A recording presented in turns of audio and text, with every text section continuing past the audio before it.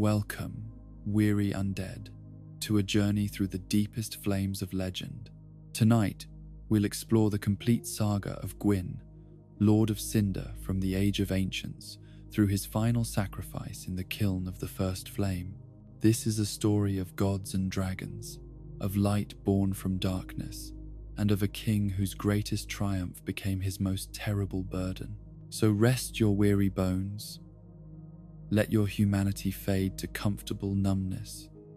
and drift with us through the endless cycles of fire and ash. There is no urgency here in these dying embers, only the eternal dance of flame and shadow.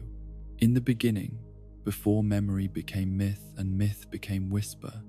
there existed a world so still and unchanging that time itself seemed to hold its breath in reverence. This was the Age of Ancients, a realm where the very concept of change was as foreign and impossible as the idea of mortals challenging gods, where the passage of eons left no mark upon the grey stones that formed the foundation of all existence.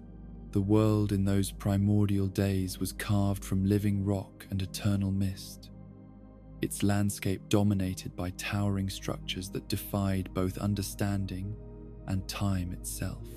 The arch trees stretched toward a colourless sky like the fingers of sleeping giants, their bark grey as ancient bone, and their branches reaching into dimensions that lesser minds could not comprehend. These were not trees as mortals would come to know them, but pillars of existence itself, monuments to permanence, in a realm where nothing was ever born and nothing ever died. Between these colossal sentinels lay expanses of stone that had never known the touch of grass or the caress of wind, for such concepts as growth and movement belonged to an age not yet dreamed. The very air hung motionless, neither warm nor cold, carrying no scent of life or decay, because neither had yet been conceived. It was a realm of perfect, terrible stasis, where the passage of millennia brought no more change than the turning of a single day. Upon these endless grey crags dwelt the everlasting dragons,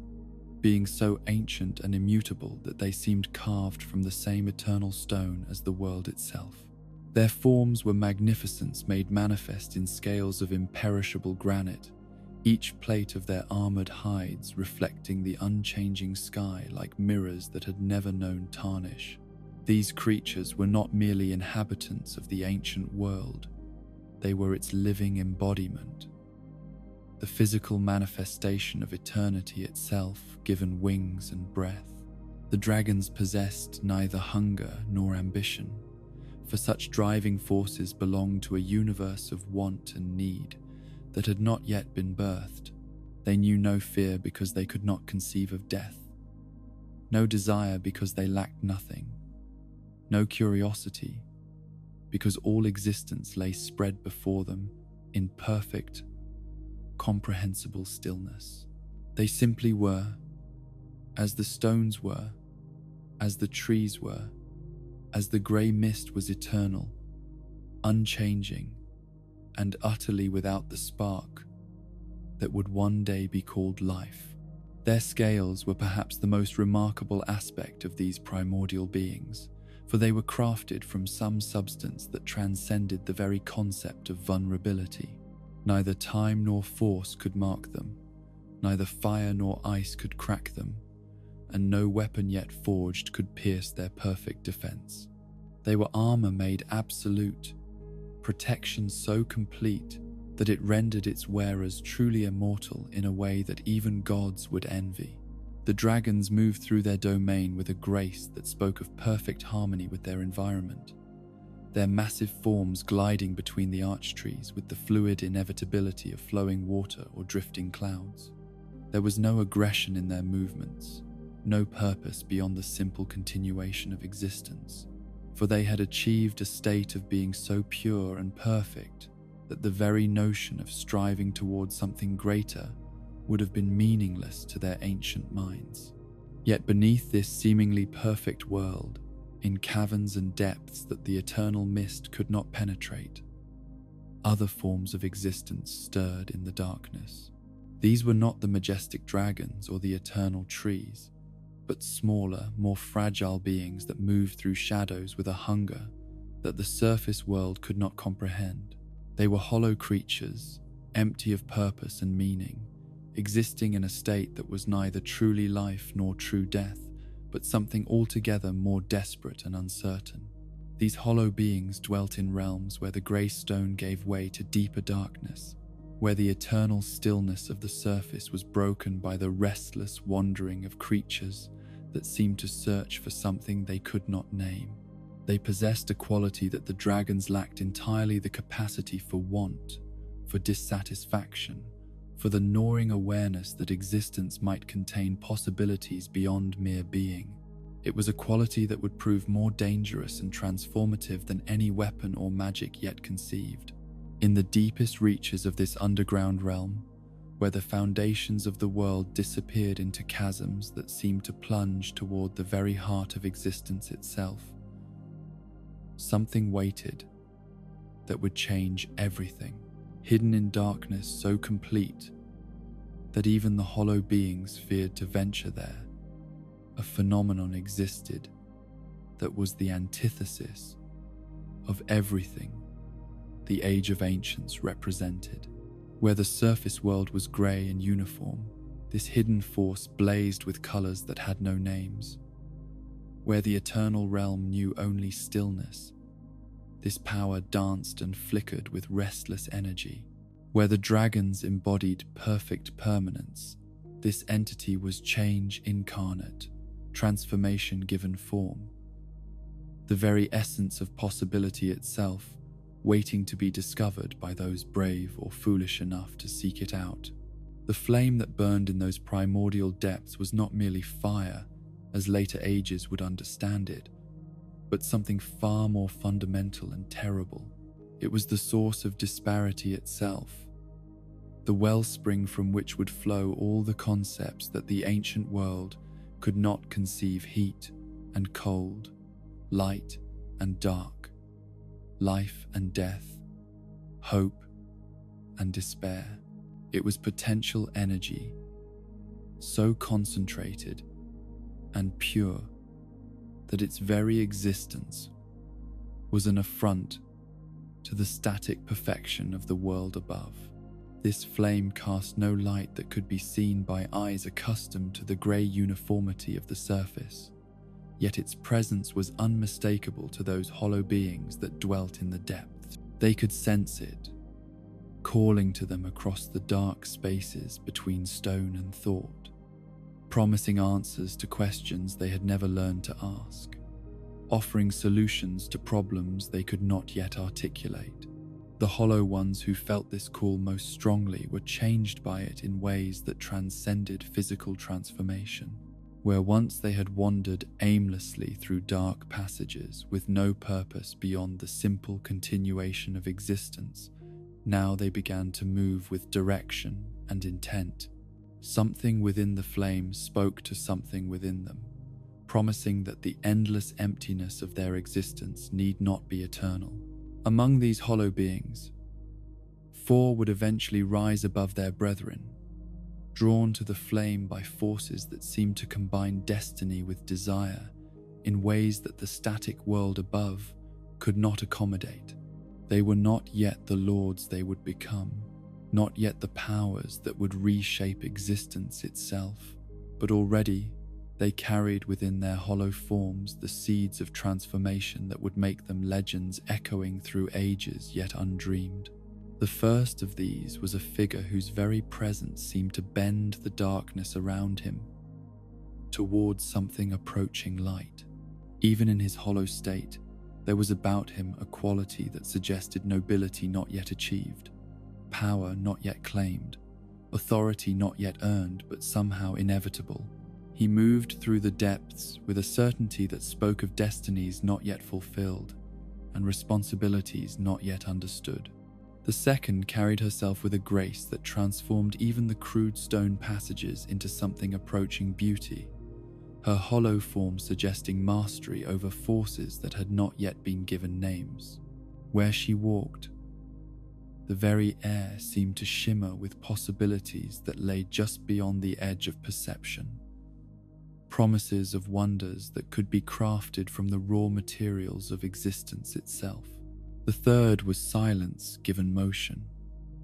A presence so attuned to the concept of ending that even in his hollow state he seemed to understand truths about existence that his companions could not yet grasp.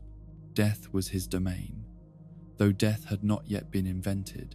and his hollow form was already shaped by an understanding of finality that the eternal world above could not accommodate.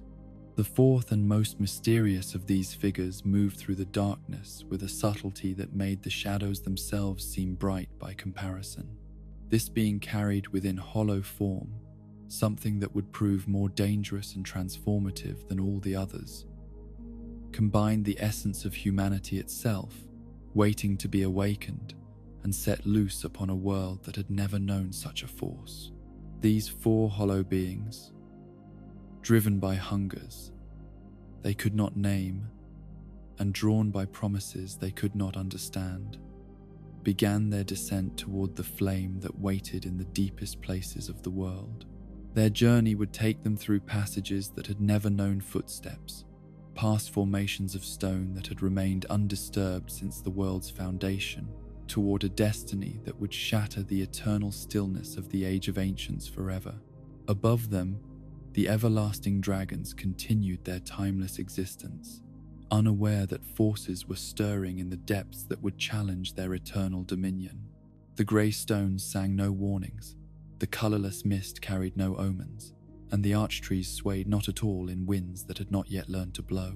The ancient world continued in its perfect, unchanging rhythm, ignorant of the transformation that approached from below.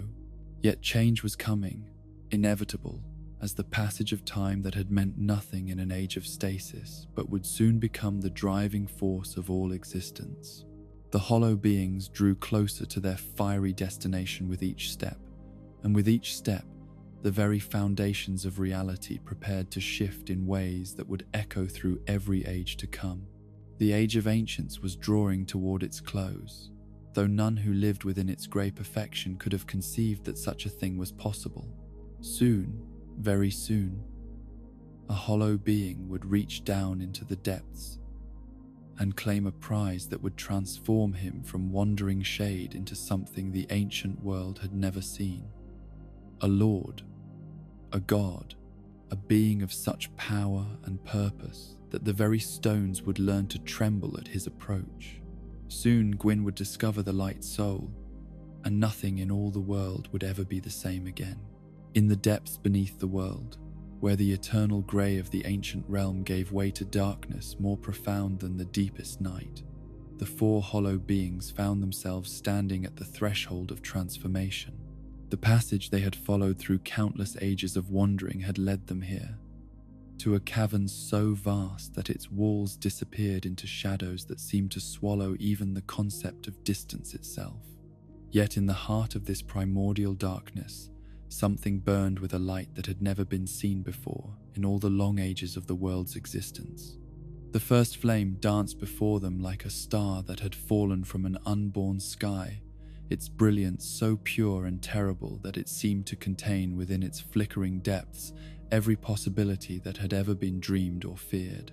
This was not fire, as the hollow beings understood it, for fire itself had not yet been invented in a world that knew neither heat nor cold. This was something far more fundamental, the source of all disparity, the wellspring of difference itself, the cosmic force that would divide the uniform grey of ancient existence into countless variations of light and shadow, warmth and chill, life and death. The flame burned without consuming anything, sustained by forces that transcended the physical laws which did not yet exist. Its colours shifted and danced through spectrums that had no names, casting shadows that fell in directions that defied comprehension. Within its depths, the hollow beings could perceive the outlines of concepts that their minds were only beginning to grasp: the suggestion of souls, the promise of power, the terrible beauty of change itself. Around the base of this cosmic fire, like fallen stars, orbiting a greater sun, 4 distinct manifestations of power waited in patient silence. These were the Lord Souls, fragments of the first flame's essence that had somehow crystallized into forms that could be grasped, claimed, and wielded by beings brave enough to reach into the fire and seize their destiny. The first hollow being, drawn by forces that seemed to resonate with the very core of his existence, approached the brightest of these manifestations. The light soul blazed before him like captured sunlight, its radiance so intense that it seemed to burn away the shadows not only from the cavern around him, but from within his hollow form itself. As his fingers closed around this fragment of cosmic power, transformation began immediately. The hollow shell that had wandered aimlessly through dark passages for ages beyond counting, suddenly filled with purpose and meaning, so overwhelming that his very substance began to change. Where emptiness had defined his existence, now light flowed like molten gold through channels that had never known such brilliance. His form, which had been little more than a shape suggested by darkness, suddenly blazed with the authority of a nascent god. This was the moment of Gwyn's birth, though he bore no name yet and understood little of what he was becoming. The light soul merged with his essence in ways that transcended simple possession, becoming part of his fundamental nature as thoroughly as breath becomes part of the living. Power flowed through him like electricity through copper, transforming every aspect of his being from the hollow wanderer he had been into something the world had never seen. The light that now defined his existence was not merely illumination, but authority itself made manifest. Where the light soul touched his consciousness, understanding bloomed like flowers in an eternal spring. He comprehended suddenly the nature of disparity, the meaning of difference, the terrible responsibility that came with the power to impose order upon chaos. The uniform grey of the ancient world no longer seemed like perfection, but like a canvas waiting for an artist's touch. With this understanding came the first stirring of what would later be called lordship, not merely power over others, but the obligation to guide and protect, to bring light to dark places and order to confusion. The light soul did not simply grant him abilities. It fundamentally altered his purpose, transforming a hollow seeker into a being whose very existence would become a beacon for all who dwelt in darkness. The physical changes that accompanied this spiritual transformation were no less dramatic. Where his form had been indistinct and changeable, now it solidified into something that spoke of nobility and command. His hollow frame filled out with divine substance, while his features arranged themselves into expressions of wisdom and authority that would inspire both reverence and fear in ages to come. Yet even as Gwyn underwent his metamorphosis, he was not alone in claiming power from the first flame. The second hollow being, drawn by resonances that sang to different aspects of her nature, reached toward another of the Lord's souls, with hands that trembled not from fear, but from anticipation of wonders to come. The life soul blazed before her with colors that had never existed in the grey world above: crimson like the blood that had never flowed, orange like the warmth that had never been felt, yellow like the joy that had never been experienced. This fragment of the first flame contained within its essence the power to create and nurture, to bring forth from nothingness all the myriad forms of existence that the ancient world had never imagined. As the Witch of Izalith, though she too bore no name yet and understood little of her destiny, claimed her portion of cosmic power, transformation swept through her hollow form like wildfire through dry grass. Where emptiness had defined her existence, now creativity flowed like rivers of molten possibility. The life soul merged with her essence, granting her not merely the ability to conjure flame, but to understand the fundamental forces that drove all growth and change. Her transformation was perhaps the most beautiful and terrible of all, for the life soul did not simply fill the void within her, but expanded it, creating spaces within her being where new forms of existence could be conceived and nurtured. She became a living forge where the raw materials of creation could be shaped into wonders that the static world above could never have conceived. The power that flowed through her was warmth itself, but warmth that transcended mere temperature to become the essence of comfort, nurturing, and the gentle force that coaxes life from barren ground. Her hollow form blazed with inner fire that spoke not of destruction but of the hearth that brings families together, the forge that shapes tools from raw metal,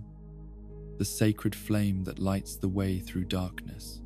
Yet with this power came understanding of its terrible potential for both creation and destruction. Fire that could nurture could also consume. Warmth that could comfort could also burn. And the forces of life that she now commanded could as easily bring death if wielded without wisdom or restraint. The life soul showed her visions of possibilities, both wonderful and horrifying forests of flame that could warm the world or reduce it to ash, creatures of living fire that could serve as guardians or destroyers. While the witch embraced her transformation, the third hollow being approached a manifestation of power that seemed to drink light rather than emit it. The soul of death was darkness given form, but not the simple absence of light that characterized the depths where they stood. This was darkness, with purpose and meaning, the necessary counterpart to all the light and life that the other souls represented. Nito, though he would not bear that ancient title for ages yet to come, reached toward the death soul with an understanding that transcended his hollow nature. Where his companions had claimed power over creation and illumination, he was drawn to forces of ending and transformation, the cosmic necessity that would make room for new beginnings by clearing away what had outlived its purpose. The death soul merged with his essence like ink flowing through clear water. But instead of darkness, this brought a strange form of enlightenment. He understood suddenly the nature of cycles, the necessity of endings, the terrible beauty of finality that gave meaning to everything that came before it. Without death, life would be meaningless. Without endings, beginnings would be impossible. Without the grave, birth would be merely another form of stagnation. His transformation was perhaps the most subtle, but no less complete than his companions. Where they blazed with visible power, he became something that suggested depths beyond measurement, authority that spoke in whispers rather than shouts, presence that was felt rather than seen. The death soul did not fill him with light but with understanding, granting him mastery over forces that the ancient world had never needed because nothing had ever truly lived or died. The power that flowed through him was silence given substance, peace distilled to its purest form, the gentle hand that closes weary eyes when suffering has gone on too long. He became the embodiment of merciful ending, the guardian of final rest, the cosmic force that ensured all journeys would eventually reach their proper conclusion. Yet in the depths of the cavern, as three hollow beings underwent their transformations into nascent lords, a fourth figure moved with a subtlety that made shadows themselves seem bright by comparison. This being approached the smallest and seemingly least significant of the Lord Souls, a fragment so dark and quiet that it barely seemed to exist at all. The dark soul waited like a secret, whispered in an empty room, its power not blazing forth like its companions but drawing inward, concentrating, becoming dense with possibilities that none of the others could perceive. This was the soul that would birth humanity itself, the fragment of the first flame that contained within its depths not the power to rule or create or end, but the capacity to hope, to dream, to imagine better worlds than the one that currently existed. The furtive pygmy, whose very name spoke of concealment and humility, claimed this dark soul with hands that barely disturbed the air around it. His transformation was the most subtle of all, so quiet and unassuming that his fellow lords barely noticed it happening. Where they had blazed forth with obvious power, he simply became more himself, as if the dark soul had been waiting within him all along and needed only the slightest touch to awaken. Yet this apparent insignificance concealed a transformation, perhaps more profound than any of the others. The dark soul did not grant him dominion over external forces, but over the infinite spaces within. The capacity for growth and change that would make his children the most adaptable and resourceful beings the world would ever know. He became the father of possibility itself, the progenitor of creatures who would never be content with the world as it was, but would always strive to make it better. The power that flowed through him was hope distilled to its essence, the quiet conviction that tomorrow could be different from today, the gentle rebellion that refused to accept that things must always be as they had always been. His transformation created not a god of obvious might, but the ancestor of countless generations who would carry within their souls the same spark of divine discontent that drove all progress and change. As the four Lord Souls found their destined wielders, the very nature of existence itself began to shift in ways both subtle and profound. The first flame, having given birth to these fragments of its essence, blazed higher and brighter than ever before, its light beginning to penetrate even into the grey stillness of the world above. The uniform perfection of the Age of Ancients trembled before forces it had never imagined, as disparity itself was born from the marriage of flame and soul. Heat flowed from the cavern's depths for the first time in the world's history, carrying with it the promise of warmth that could comfort and fire that could forge. Light pierced through stone that had never known illumination, bringing with it the ability to see clearly, to distinguish between one thing and another, to recognize beauty and meaning in forms that had been hidden by eternal grey uniformity. Life stirred in places where nothing had ever grown, as the witch's power sent tendrils of creative force spreading through the depths of the world. Death followed close behind, not as destroyer but as gardener, preparing ground for new growth by clearing away what had served its purpose. And through it all, the dark soul's influence spread like seeds on fertile wind, carrying the promise that consciousness itself would evolve beyond its current limitations. The transformation of the four hollow beings was complete, but their stories were only beginning. Gwyn stood in the cavern's heart, his form blazing with the authority of absolute light, understanding flooding through him like sunrise after endless night. The power of the light soul had revealed to him not only what he was becoming, but what he was meant to do with the gifts he had received. Above them, the everlasting dragons continued their eternal dance among the arch trees, unaware that forces had been set in motion that would challenge their supremacy over existence itself. The grey stones still sang no warnings, the colourless mist still carried no omens, but change was spreading upward from the depths like water rising in a well, inevitable and unstoppable. The Age of Ancients was drawing to its close, though it would be some time yet before the new lords would be ready to challenge the old order directly. For now, they had discoveries to make, powers to master, and most importantly, an understanding to develop of what their transformation meant, not only for themselves, but for the world that would follow. Gwyn looked around the cavern at his fellow lords, seeing in them both allies and unknowable mysteries. The light that blazed within him revealed their forms more clearly than ever before, but it also cast shadows that hinted at depths he could not yet fathom. They had all been changed by their contact with the first flame, but each had been changed differently, and those differences would shape the ages to come in ways both wonderful and terrible. The discovery of the first flame and the claiming of the Lord's souls marked the moment when the world learned to dream of possibilities beyond eternal stasis.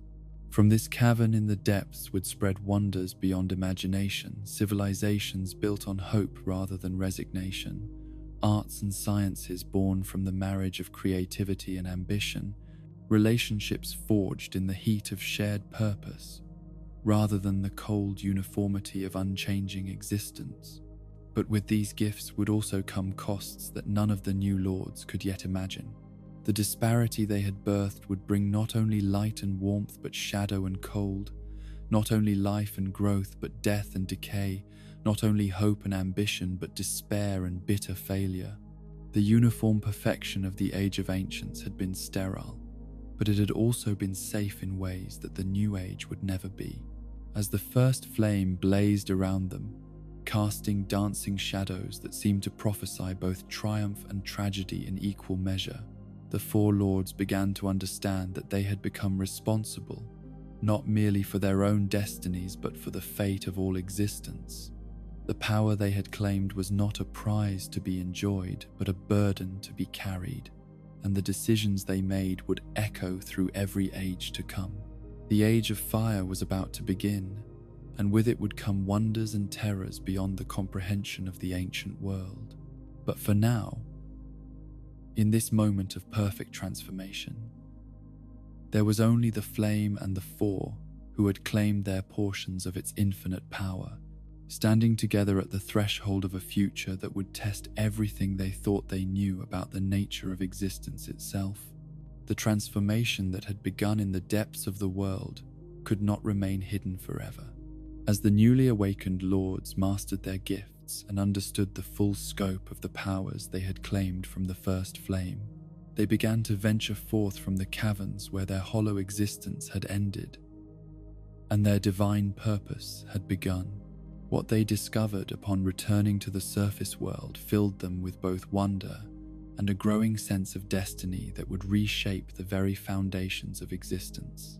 The grey crags and eternal mist of the ancient realm stretched before them as they had for countless ages, seemingly unchanged by the cosmic transformation that had occurred in the depths below.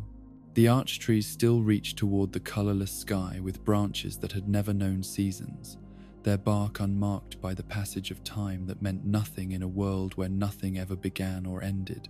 The everlasting dragons continued their timeless dance among these primordial monuments, their stone scales catching what little light filtered through the perpetual fog that had shrouded the world since its beginning. Yet to eyes that had been opened by the touch of the first flame, this ancient perfection no longer seemed like paradise but like a prison, where once the uniform grey of eternal stasis had represented the height of order and peace. Now it appeared sterile and lifeless, a realm where nothing could grow,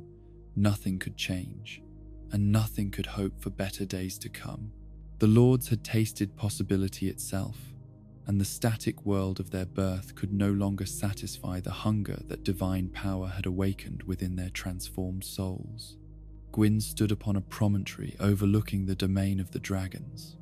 his form blazing with the light soul's radiance in ways that seemed to challenge the very concept of the grey realm's changeless uniformity. The light that flowed through him cast shadows for the first time in the world's history, creating depths and dimensions that revealed the true scope of what had been hidden by eternal twilight. Where his illumination touched the ancient stones, they seemed to remember colours they had never possessed, warmth they had never felt, possibilities they had never been allowed to explore. The revelation that came to him as he gazed upon this realm was both simple and terrible in its implications. The dragons, for all their magnificence and apparent immortality, were not the rightful rulers of existence, but merely the guardians of stagnation. Their stone scales, which had seemed like perfect armor, now appeared to be prison walls that kept not only harm from entering, but growth and change from emerging. They represented not the pinnacle of evolution, but its complete cessation. The moment when existence had chosen safety over possibility and permanence over the magnificent uncertainty of growth. This understanding brought with it a burden that no hollow wanderer could have comprehended, but which the Lord of Light accepted with the terrible clarity that divine power brings. The ancient order would have to be challenged, not from malice or ambition, but from the cosmic necessity that demanded room for new forms of existence to flourish. The dragons had ruled through unchanging strength, but the age that was coming would require different virtues: adaptability, creativity, the courage to risk everything for the chance of something better. The light that blazed within Gwyn began to manifest in ways that transcended mere illumination. As he raised his hand toward the grey sky,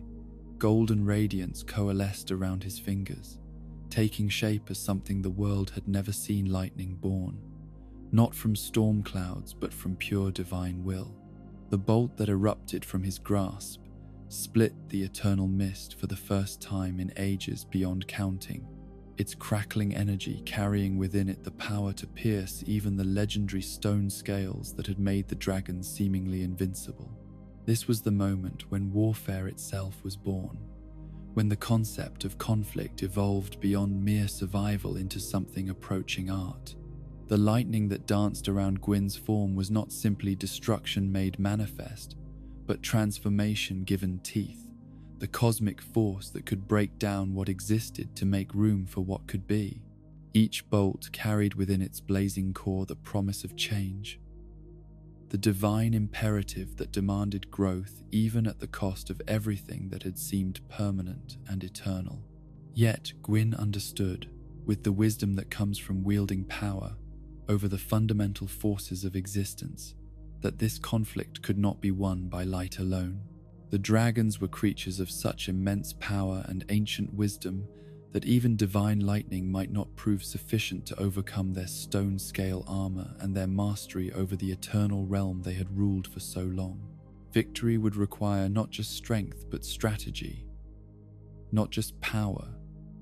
but the kind of alliances that had never been necessary in a world where nothing ever changed. The Witch of Izalith answered his call with enthusiasm that blazed as brightly as the flames she commanded. The life soul that flowed through her had revealed visions of worlds beyond the grey static of ancient existence, realms where fire could warm instead of merely existing, where light could nurture growth instead of simply illuminating emptiness, where the creative forces she now embodied could bring forth wonders that the changeless world had never allowed to develop. Her power manifested as pyromancies that transformed the very air into weapons of beautiful destruction. Where Gwyn's lightning struck with the precision of divine judgment, her flames flowed like living things, seeking out weaknesses in dragonhide with an intelligence that spoke of fire's fundamental understanding of what needed to burn away to make room for new growth. The conflagrations she summoned were not merely heat and light, but transformation itself given form, capable of reducing even the most permanent structures to ash from which new possibilities could emerge. Together, their powers created combinations that neither could have achieved alone. Lightning would crack the seemingly impenetrable armor of dragon scales, creating fissures that flame could exploit with devastating effect. Fire would weaken ancient stone to the point where divine electricity could shatter it completely, while the light and heat of their combined assault drove back the eternal grey that had shrouded the world for so long. Nito joined their alliance with a understanding that death itself was not the enemy of life, but its necessary partner in the dance of existence. The death soul that flowed through him had revealed truths about the nature of endings that even his divine companions struggled to fully comprehend. The dragons, for all their apparent immortality, represented not true life, but its complete absence, existence without growth, being without becoming, presence without the possibility of meaningful change. His contribution to the war was perhaps the most subtle, but no less crucial than the obvious power wielded by his allies. Where their attacks created spectacular displays of light and flame, Nito brought the quiet certainty of inevitable ending. Dragon scales that had seemed eternally impervious began to show signs of age and wear under his influence. Ancient forms that had never known mortality suddenly became aware of their own finite nature, experiencing for the first time the fear that comes from understanding that existence can end. But perhaps most importantly, Nito's presence meant that fallen dragons would not simply return to trouble the new world that was struggling to be born. The endings he brought were final, in ways that the Eternal Realm had never experienced, ensuring that each victory against the Ancient Order would be permanent rather than merely temporary setback in an endless cycle of unchanging conflict. The Fourth Lord remained in the shadows of this great conflict, the furtive pygmy's contribution so subtle and secretive that even his divine allies barely noticed his involvement. Yet the dark soul that flowed through him was already beginning to work changes in the world that would prove more profound and lasting than all the lightning and fire of his more obvious companions. From the darkness he commanded came the first stirrings of what would one day be called humanity. Small, seemingly insignificant beings that carried within their fragile forms the capacity for growth and change that would make them the ultimate inheritors of whatever world emerged from this cosmic conflict. As the war began in earnest, it became clear that the Lords faced challenges beyond even their divine power to easily overcome. The everlasting dragons were not merely large creatures with tough hides, but beings whose very existence was intertwined with the fundamental nature of the ancient world. Their stone scales were not simply armor, but manifestations of the eternal stasis that had defined existence since the beginning, while their ability to soar among the arch trees spoke of mastery over dimensions that the newly awakened lords could barely comprehend. The battles that erupted across the Grey Realm were unlike anything that had ever existed before, conflicts that took place simultaneously on physical and metaphysical planes, as the forces of change clashed with the guardians of eternal sameness. Dragon breath that could reduce stone to dust met lightning that could pierce any defense, while pyromancies that burned with the fury of creative destruction warred against the timeless cold that sought to freeze all possibility in eternal stasis. Yet for all their newfound power, the Lords found themselves struggling against foes whose advantages went far beyond simple strength or magical ability. The dragons knew every stone and mist-shrouded valley of the ancient realm, understanding the deep currents of power that flowed beneath the surface of existence in ways that the divine newcomers could not hope to match. They moved through their domain with the fluid certainty of beings who had never known defeat, their every action backed by the confidence that comes from eons of unchallenged supremacy. It was in this moment of growing uncertainty that salvation came from the most unexpected source imaginable. Among the everlasting dragons themselves, there existed one whose very nature contradicted everything his species represented. Seath the Scaleless was an aberration among his own kind, a dragon born without the stone scales that made his brethren invulnerable to harm, a creature of immortal flesh cursed with the kind of mortality that made him unique among beings that had never known such vulnerability. This difference, which should have made him the weakest of his kind, instead granted him something his fellow dragons completely lacked: the ability to understand change, to comprehend the possibility of different outcomes, to imagine worlds beyond the eternal stasis that his scaled brethren embodied. Where other dragons saw the Lords as temporary disruptions to be weathered like storms, Seath recognized them as harbingers of a new age that was both inevitable and potentially beneficial to those wise enough to join it, rather than resist it. The knowledge that Seath brought to the Lord's cause was beyond price, for he understood the secret weaknesses of dragon physiology, in ways that no amount of external observation could reveal. The stone scales that made his brethren seemingly invulnerable were not simply armor, but complex magical constructs that drew their power from specific sources and maintained their integrity through carefully balanced forces. More importantly, these scales had gaps and joints that could be exploited by those who understood the precise angles and pressures required to penetrate defenses that had never been breached. But Seath's greatest contribution was not tactical knowledge, but strategic insight into the very nature of what the war was really about. The conflict was not simply a battle between different groups of powerful beings, but a fundamental struggle between two incompatible visions of what existence should be. The dragons represented the perfection of stasis,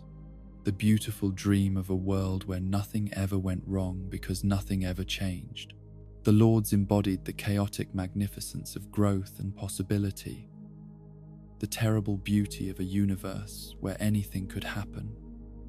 and usually did.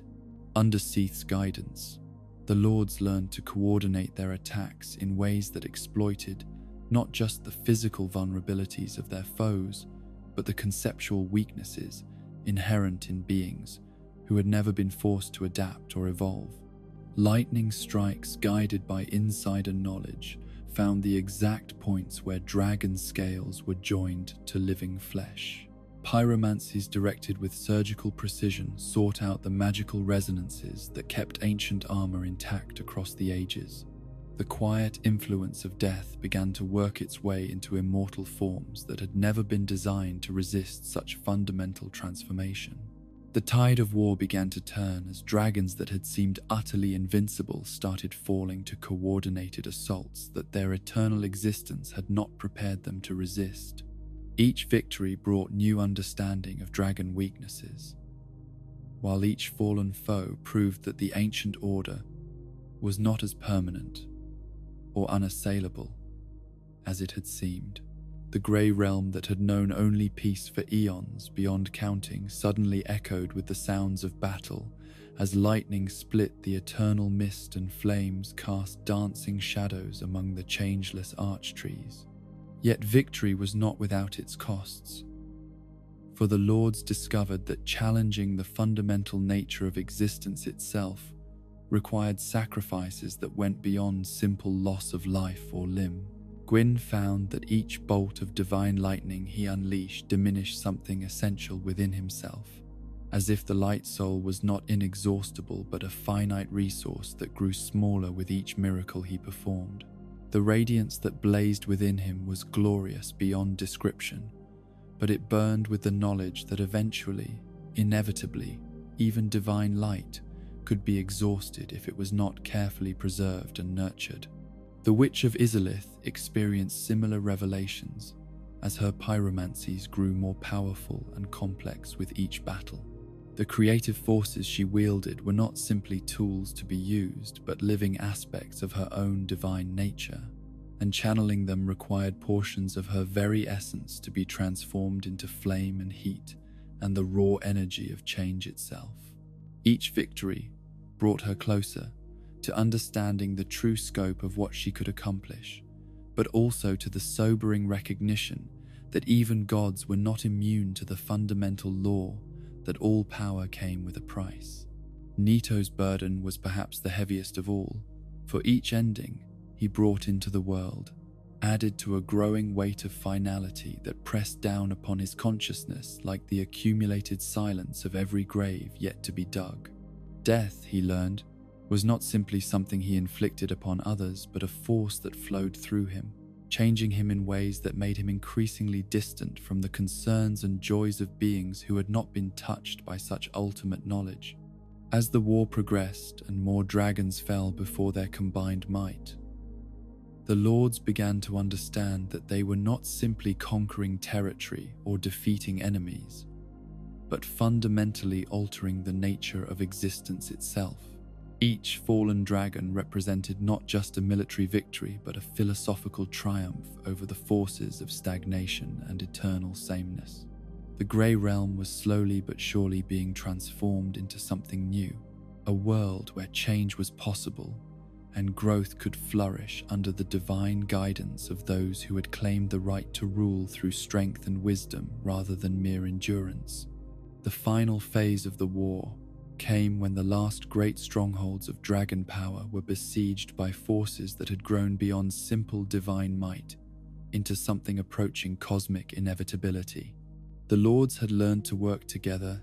in ways that multiplied their individual powers exponentially, creating combinations of lightning and flame, light and death that could overcome even the most ancient and powerful of their foes. More importantly, they had been joined by growing numbers of lesser beings, creatures awakened by the spreading influence of the dark soul, spirits animated by the creative forces of the life soul, and entities drawn to serve the cause of light and change. The sight of everlasting dragons falling from skies that had never known such violence was both magnificent and terrible to behold. These beings that had ruled through unchanging strength for ages beyond memory were reduced to ash and bone by forces they had never imagined could threaten their eternal dominion. Their stone scales, cracked by divine lightning and melted by sacred flame, fell like grey rain across battlefields, where the very concept of warfare was being invented through trial and divine error. Yet even in victory, the lords found themselves changed by the conflict they had initiated and won. The power required to challenge the ancient order had transformed them from the hollow beings they had once been into something that was both more and less than what they had hoped to become. They were gods now, wielding authority over forces that could reshape the world itself, but they were also prisoners of the very power they had claimed, bound by obligations and responsibilities that no hollow wanderer could have imagined. As the last dragon strongholds fell, and the grey mist began to clear for the first time since the world's beginning, the victorious lords stood amid the ruins of the ancient order and contemplated the magnitude of what they had accomplished. The age of ancients was ending, brought to a close, not by the natural passage of time, but by the deliberate intervention of beings who had decided that eternal stasis was a form of death more terrible than any ending the grave could offer. The world that stretched before them was no longer grey and changeless, but a canvas upon which they could paint whatever vision of existence their divine wisdom deemed best. Yet, with this freedom came the terrible burden of choice, the responsibility to create something worthy of the destruction they had wrought, and the growing understanding that the age they were about to usher in would face challenges and dangers that the eternal peace of ancient times had never known. The war was won,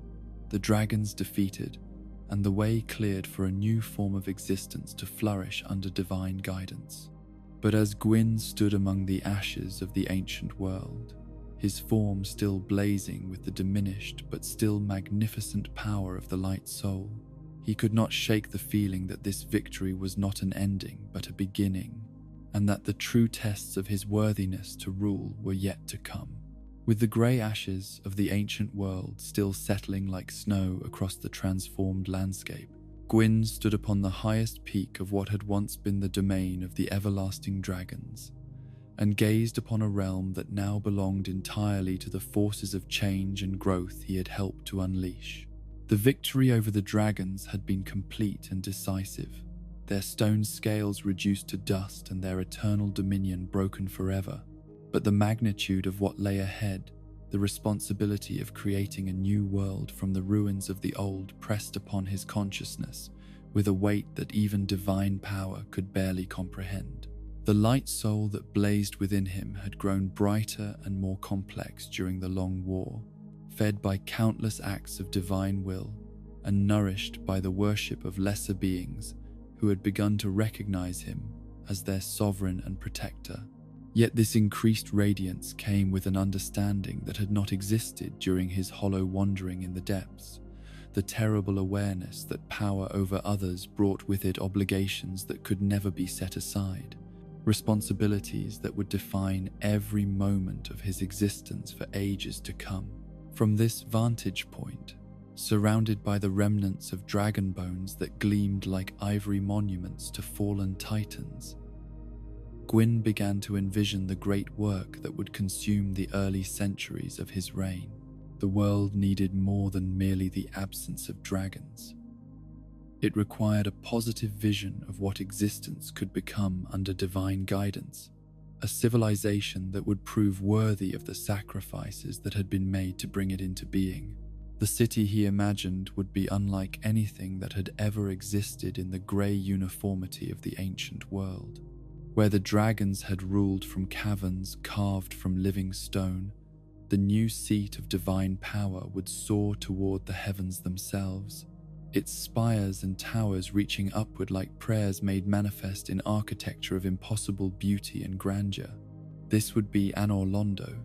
the city of the gods, a marvel that would demonstrate to all creation the magnificent possibilities that emerged when divine will was applied to the transformation of base matter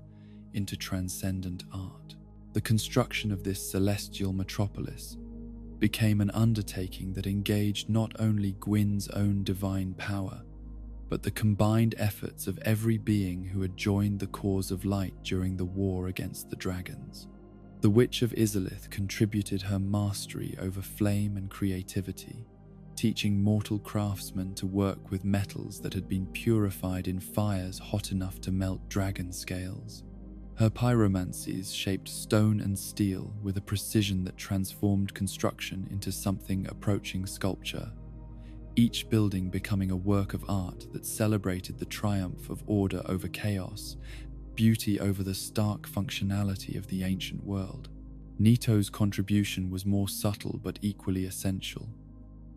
for his understanding of endings allowed him to guide the construction in ways that ensured permanence and stability. Where the ancient world had achieved unchanging stasis through simple inertia, Anorlondo would endure through conscious design and divine blessing, each stone laid with the understanding that it must remain in place not for mere centuries but for the entire age of fire that was beginning to unfold. The architecture that emerged from these combined efforts transcended mere function to become a physical manifestation of divine authority itself. The great cathedral that formed the heart of the city rose from its foundations like a prayer carved from living light, its buttresses and spires designed to channel not only the weight of stone, but the very essence of divinity itself. Stained glass windows cast rainbows across floors inlaid with precious metals, while chambers of impossible size were illuminated by flames that burned without fuel, sustained by the same divine power that had kindled the first flame in the depths of the world. Yet for all its grandeur, Anorlondo was more than a monument to divine ego or a symbol of power meant to overawe mortal visitors. It was designed from its very foundations to serve as the heart of a new form of civilization, a place where the various races and peoples that were beginning to emerge in the transformed world could come to seek guidance, justice, and protection from the divine beings who had claimed responsibility for their welfare. The great throne room where Gwyn would hold court was conceived as more than a seat of power, but as a sacred space where divine wisdom could be dispensed to those who sought it. The throne itself was carved from a single piece of crystal that had been formed in the heart of dragonfire,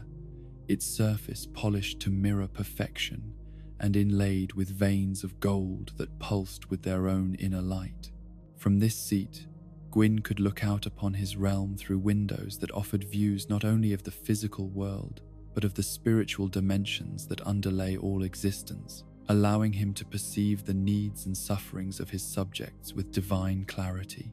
The chambers surrounding the throne were designed to house the various aspects of divine administration that the new age would require. Courts of justice where divine law could be interpreted and applied, libraries where the wisdom of ages could be preserved and studied, workshops where the finest crafts could be perfected under divine guidance, and chapels where the faithful could come to offer their prayers and receive the blessings of their divine protectors. As construction progressed and Anorlondo began to take shape upon its mountaintop foundation, Gwyn found himself contemplating another aspect of his new role, that the war against the dragons had not prepared him to understand the profound loneliness that came with divine authority and the need for companionship that could truly comprehend the burdens of godhood. This need would be answered by the emergence of his divine family, beings who shared not only his power, but his fundamental understanding of what it meant to guide and protect a world that was still learning what it meant to exist in freedom rather than eternal stasis. His first child was a daughter whose beauty seemed to capture and reflect the very essence of light itself, as if the sun had chosen to take mortal form while retaining all of its divine radiance. Guinevere grew from childhood to divine maturity in chambers that were bathed in golden radiance, her very presence transforming the spaces around her into sanctuaries of warmth and comfort that drew visitors from across the known world. Her gift was not the terrible lightning of her father, but the gentler miracle of divine bounty, the power to ensure that those who served faithfully would never want for sustenance or comfort. The Princess of Sunlight, as she came to be known throughout the realm, embodied the nurturing aspects of divine authority that complemented her father's more martial nature. Where Gwyn's light blazed with the authority of divine command, Guinevere's radiance offered the promise of protection and abundance to those who served the cause of order and civilization. Her very existence became a symbol of the benevolent nature of divine rule, proof that the gods sought not merely to command, but to care for their subjects in ways that the ancient dragons had never even conceived. Yet the divine family that grew around Gwyn was not limited to manifestations of light and warmth, for the complexities of ruling a world in transition required wisdom that could perceive truths hidden even from divine radiance. His second child emerged as a being whose nature was fundamentally different from his golden sister, a figure whose power drew not from the obvious glory of sunlight, but from the subtle mysteries of moonlight and the hidden knowledge that dwelt in shadows. Gwyndolin's nature was such that many who met him struggled to understand what they were seeing, for his divine essence transcended the simple categories that mortals use to organize their understanding of existence. Neither fully masculine nor entirely feminine, he embodied the fluid possibilities that came with divine nature while wielding powers that were no less magnificent for being less obvious than his sister's solar radiance. His mastery over illusions and hidden truths made him an invaluable counselor to his father, able to perceive deceptions and reveal secrets that even divine light could not illuminate. The youngest of Gwyn's divine children would prove to be both his greatest pride and his most profound sorrow, a being whose nobility and courage embodied the highest ideals of divine knighthood, while carrying within his nature the seeds of future tragedy. This nameless prince grew to maturity in the training grounds and armories of Anor Londo, learning the arts of war and leadership under his father's personal guidance, while developing a mastery over lightning that rivaled even Gwyn's own divine authority. Where Guinevere offered the gentle warmth of divine protection, and Gwendolyn provided the subtle wisdom of hidden knowledge, this third child embodied the martial virtues that had won the war against the dragons and established divine authority over the transformed world. His prowess with weapons was matched only by his understanding of strategy and tactics, while his natural charisma drew followers who would have gladly died in his service without questioning the wisdom of such devotion. Yet it was perhaps the nature of divine parenthood itself that the young prince represented most perfectly, for in him, Gwyn saw reflected all the possibilities and dangers that came with wielding power over the fundamental forces of existence. The lightning that crackled around his weapons was not merely destructive force, but the same divine authority that had shattered dragon scales and cleared the way for civilization to flourish. His courage in battle was not simple bravery, but the willingness to sacrifice everything for the protection of those who could not protect themselves. The establishment of the divine family was accompanied by the creation of an institution that would prove even more essential to the stability and effectiveness of divine rule, the Knights of Gwyn, an order of warriors whose prowess and loyalty elevated them beyond mortal limitations, while binding them to service that transcended mere employment to become sacred calling. These chosen champions represented the finest examples of what mortal beings could achieve when their natural abilities were enhanced by divine blessing and focused through unshakable dedication to righteous purpose. The first and greatest of these knights was Ornstein the Dragon Slayer, whose mastery of lightning-infused combat had been forged in the crucible of the war against the dragons and refined through countless battles in service to divine authority. His spear, blessed by Gwyn's own power and inscribed with runes that channeled the very essence of divine lightning, could pierce armor that conventional weapons could not even scratch, while delivering electrical charges that could reduce enemies to ash in seconds. Yet Ornstein's true value to his divine lord lay not merely in his combat prowess, but in his absolute understanding of what it meant to serve a cause greater than oneself. His loyalty to Gwyn was not based on fear or simple obedience, but on a profound recognition that divine authority, when wielded with wisdom and restraint, represented the best hope for a world that was still learning to navigate the complexities of existence beyond eternal stasis. Beside him stood Artorius the Abyss Walker, whose sword arm was perhaps unmatched in all the realm, and whose courage in facing the unknown had become legendary, even among beings who had witnessed the fall of the everlasting dragons. His great sword, forged from metals that had been blessed in the fires of creation itself, could cleave through obstacles both physical and spiritual, while his mastery of combat techniques that blended divine blessing with mortal skill made him nearly invincible in single combat. But it was Artorius's character, rather than his martial prowess, that made him truly invaluable to Gwyn's service. The knight possessed an innocence and purity of purpose that seemed untouchable by the moral complexities and difficult compromises that divine rule sometimes required. His faith in the righteousness of their cause burned as brightly as any flame, while his willingness to venture into danger for the protection of the innocent made him the perfect champion to send wherever darkness threatened to encroach upon the growing light of civilization. The third of these legendary knights was Hawkeye Goff, whose mastery of archery was matched by a wisdom and perspective that came from his giant heritage and his ability to see patterns and connections that escaped smaller minds. His great bow could send arrows across distances that seemed impossible,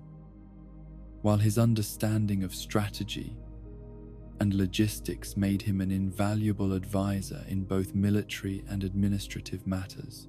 Goff's contribution to the divine court was perhaps the most subtle of all the knights, for his giant nature allowed him to perceive time and causation on scales that even divine consciousness sometimes struggled to comprehend. His counsel often proved prescient in ways that became apparent only after events had unfolded, while his calm demeanor and thoughtful approach to problems provided a stabilizing influence during times of crisis or uncertainty. The final member of this legendary company was Lord's Blade Ciaran, whose mastery of dual-wielded weapons was complemented by skills in reconnaissance and intelligence gathering that made her invaluable for missions requiring stealth and subtlety. Her curved blades, one designed to inflict bleeding wounds and the other enchanted to penetrate even magical defenses, reflected her approach to combat as a precise art form rather than mere violence. Yet Ciaran's true importance to Gwyn's service lay in her ability to move unseen through both mortal and divine society, gathering information and identifying threats before they could fully develop. Her network of contacts and agents extended throughout the known world, providing early warning of problems that might otherwise catch the divine administration unprepared, while offering opportunities to resolve conflicts through negotiation rather than force. Together, these 4 knights represented more than simply Gwyn's personal guard or military commanders. They embodied the ideals and principles that divine rule was meant to uphold. Their combined skills in combat, strategy, intelligence, and counsel made them capable of handling almost any challenge that the New Age might present, while their absolute loyalty to their divine lord ensured that their considerable abilities would never be turned against the cause they served. The establishment of these divine institutions, the royal family that provided different aspects of godly authority, the knights who served as both protectors and exemplars of divine ideals, and the great city that housed them all in splendor, worthy of their station, marked the true beginning of what would later be remembered as the Golden Age of divine rule. Orlando became not merely a seat of power, but a beacon of hope for all those who sought to build something better than the grey stagnation of the ancient world. From the throne room of his celestial city, Gwyn could look out upon a realm that was transforming with each passing year as the influence of divine rule spread outward like ripples from a stone cast into still water. Towns and villages began to appear where none had existed during the Age of Dragons, their inhabitants drawn together by shared needs and protected by divine blessing channeled through local shrines and temples. Trade routes connected these growing communities, carrying not only goods but ideas and innovations that accelerated the pace of civilization's development. The system of covenants that Gwyn established became one of the most enduring and influential aspects of his reign, creating bonds between divine authority and mortal service that benefited both parties, while ensuring that the growing complexity of civilized life remained manageable. These sacred oaths allowed mortals to dedicate themselves to specific aspects of divine service, whether as warriors protecting the innocent, scholars preserving knowledge, craftsmen creating beauty, or priests ministering to spiritual needs while receiving in return divine blessing that enhanced their abilities and protected them from the various dangers that still lurked in a world where not all ancient evils had been vanquished. The covenant system also served to identify and cultivate individuals whose talents and dedication marked them as potential leaders and champions, creating pathways by which exceptional mortals could rise to positions of greater responsibility and influence. This meritocratic aspect of divine rule helped ensure that the most capable individuals found opportunities to serve the greater good while preventing the stagnation that might have resulted from rigid hierarchies based solely on birth or social position. The spread of divine influence was aided immeasurably by the establishment of the Church of White, an institution that served as both religious organization and administrative network, carrying divine law and blessing to even the most remote corners of the growing realm. The clergy of this church, led by figures whose devotion had earned them recognition as saints and prophets, became the primary interface between divine authority and mortal needs, translating the sometimes incomprehensible wisdom of godhood into practical guidance that ordinary people could understand and follow. Through the Church of White, Gwyn's subjects could access healing miracles that mended both physical wounds and spiritual ailments, protective blessings that warded off the various monsters and malevolent spirits that still roamed the wilder regions of the world, and guidance on everything from agricultural techniques to matters of law and justice. The church's network of temples and shrines became centers of community life, places where people could gather not only for worship but for education, assistance, and the kind of social interaction that helped bind scattered settlements into a cohesive civilization. Yet even as Orlando flourished, and divine rule brought unprecedented prosperity and security to the growing realm, subtle signs began to appear that suggested all was not entirely well in this golden age of divine authority. The first flame that had given birth to the Age of Fire and made divine power possible was not, as many had assumed, an inexhaustible source of energy that would burn forever without diminishment or change. The flame that blazed in the depths of the world, tended by servants whose devotion approached religious fervor, was slowly but perceptibly beginning to fade. The change was so gradual that years might pass between moments when its diminishment became apparent, and so subtle that only those with the most sensitive perception of spiritual forces could detect it at all. But, for those who knew what to look for, the signs were unmistakable and deeply troubling. Gwyn himself, whose connection to the light soul made him perhaps more aware than anyone of the flame's condition, began to experience moments of uncertainty and fatigue that had been unknown during the vigorous years of the war against the dragons. The lightning that had once flowed from his hands with effortless abundance now required conscious effort to summon,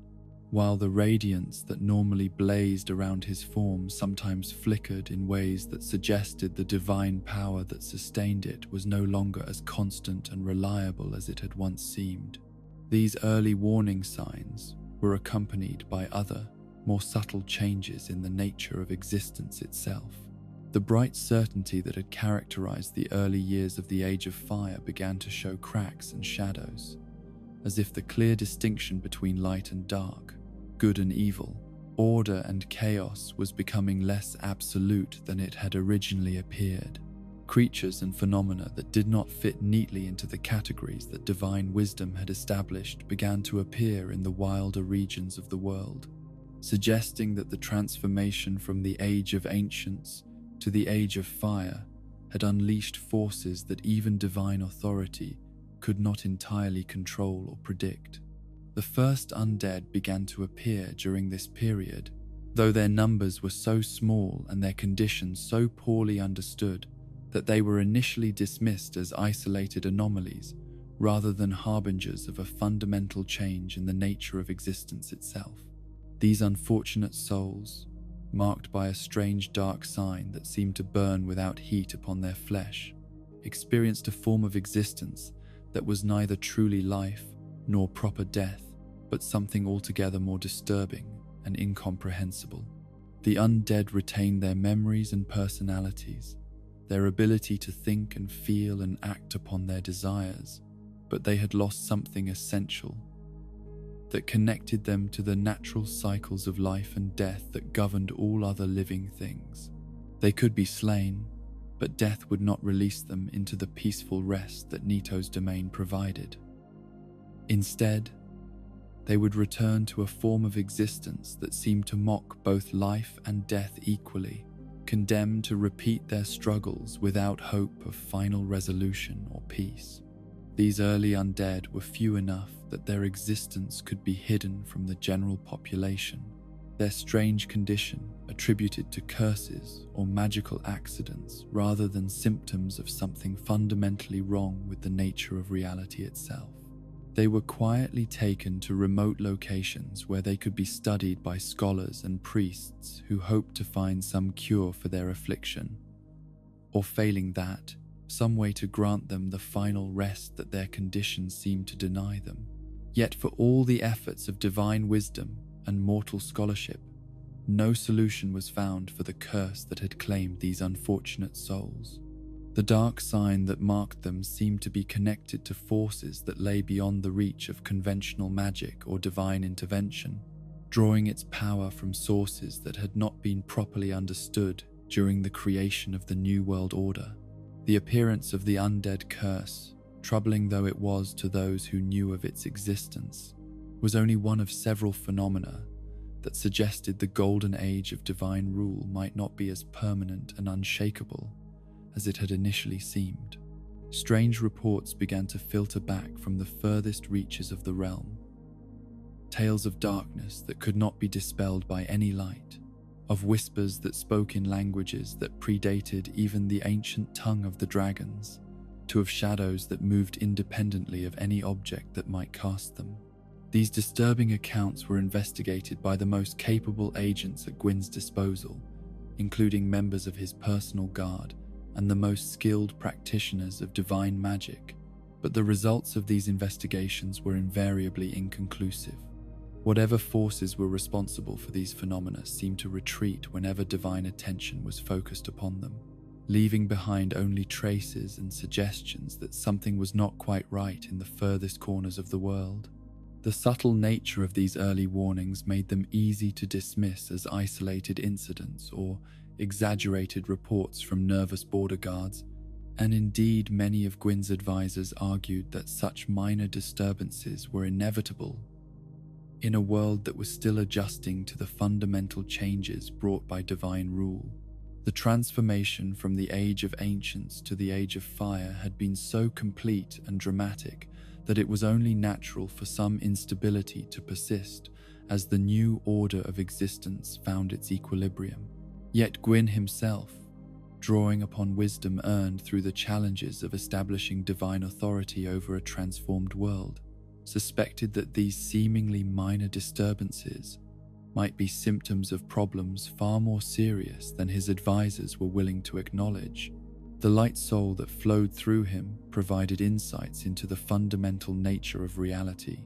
that even his closest companions could not fully share, and those insights suggested that the Age of Fire, for all its achievements and glories, might be more fragile than anyone wanted to believe. As the golden age of Anor Londo continued to unfold in all its magnificent splendor, with divine authority bringing unprecedented prosperity and security to the growing civilization that flourished under godly protection, the seeds of future crisis were already taking root in the hidden spaces between certainty and doubt,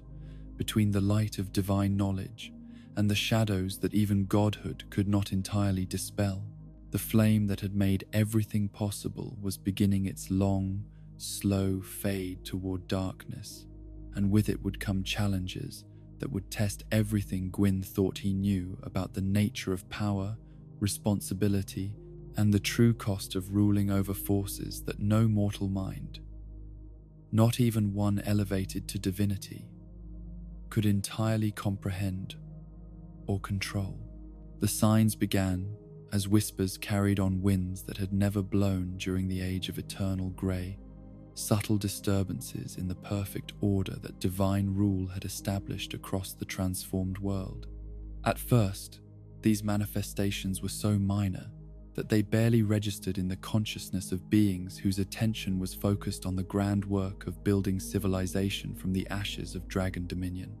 A flower that bloomed black instead of the vibrant colors that had become common since the first flame's influence spread across the land. A spring that ran cold when all water had learned to carry the warmth of life within its depths. Shadows that lingered past sunset in places where divine light should have banished all darkness. Gwyn himself was among the first to perceive these anomalies, his connection to the light soul granting him sensitivity to fluctuations in the fundamental forces that sustained the Age of Fire. Standing in the highest tower of Anor Londo during the deep watches of the night, when mortal subjects slept peacefully under divine protection, he would gaze out across his realm and sense disturbances that his eyes could not quite see, disruptions in the cosmic harmony that had seemed so perfect during the golden years following the Dragon War. The sensation was akin to hearing a discordant note in a symphony of otherwise perfect beauty, a wrongness so subtle that it might be dismissed as imagination by any consciousness less attuned to the deep currents of existence than his own. Yet with each passing month, these disturbances grew more frequent and more pronounced, like cracks spreading through the foundation of reality itself, hairline fractures that suggested structural problems far more serious than their superficial appearance might indicate. The first flame, that cosmic wellspring from which all divine authority ultimately derived its power, had begun the gradual process of diminishment that would define the remainder of Gwyn's reign and cast shadows across every decision he would make in the centuries to come. The change was so imperceptible that mortal lifespans could pass without anyone noticing the difference. Yet to divine consciousness that perceived time in broader sweeps and deeper patterns, the flame's slow fade was as obvious and terrifying as watching the sun grow dimmer with each passing day. This fading was not the simple exhaustion of fuel, like a candle burning down to its base, but something far more complex and troubling. A fundamental alteration in the nature of the force that had made disparity itself possible. The flame was not merely growing weaker, but somehow less substantial, as if the very concepts of light and heat and creative energy were slowly draining from existence, leaving behind spaces where darkness could take root and flourish in ways that had been impossible during the bright certainty of the early age of fire. The first concrete manifestation of this cosmic decline appeared in the form of beings that defied every category that divine wisdom had established for understanding the nature of existence. These were the undead, creatures that bore the outward appearance of mortality while possessing neither true life nor proper death, marked by a dark sign that burned upon their flesh, like a brand that connected them to forces that even Gwyn's vast knowledge could not entirely comprehend. The undead curse manifested differently in each victim, but certain characteristics remained constant across all cases that came to divine attention. The afflicted retained their memories and personalities, their capacity for thought and emotion and purposeful action, yet they had been severed from the natural cycles that governed all other forms of existence in the transformed world. They could not truly die, for death would not claim them into the peaceful rest that Nito's domain offered to all other living things. Nor could they truly live, for they had lost some essential connection to the vital forces that sustained normal existence. Instead, they were condemned to a form of being that seemed to mock both life and death equally, doomed to repeat their struggles without hope of final resolution or release. When their bodies were destroyed, they would simply return, reformed through processes that bore no resemblance to natural healing or divine resurrection. They were trapped in cycles of futile action and inevitable failure, their very existence serving as a reminder that the perfect order divine rule had established over the world was not as permanent or unshakable as it had initially appeared. The appearance of these cursed beings sent shockwaves through the divine administration that ruled from Anor Londo, for their existence raised questions that challenged fundamental assumptions about the nature of the world the Lords had created from the ashes of Dragon Dominion. If the Age of Fire was truly superior to the eternal stasis of ancient times, why had it given birth to forms of existence that seemed worse than anything the Grey Realm had ever produced? If divine authority was truly righteous and beneficial, why were innocent souls being condemned to curses that rendered them neither living nor dead? Gwyn's response to the undead crisis revealed both the strengths and the limitations of divine rule,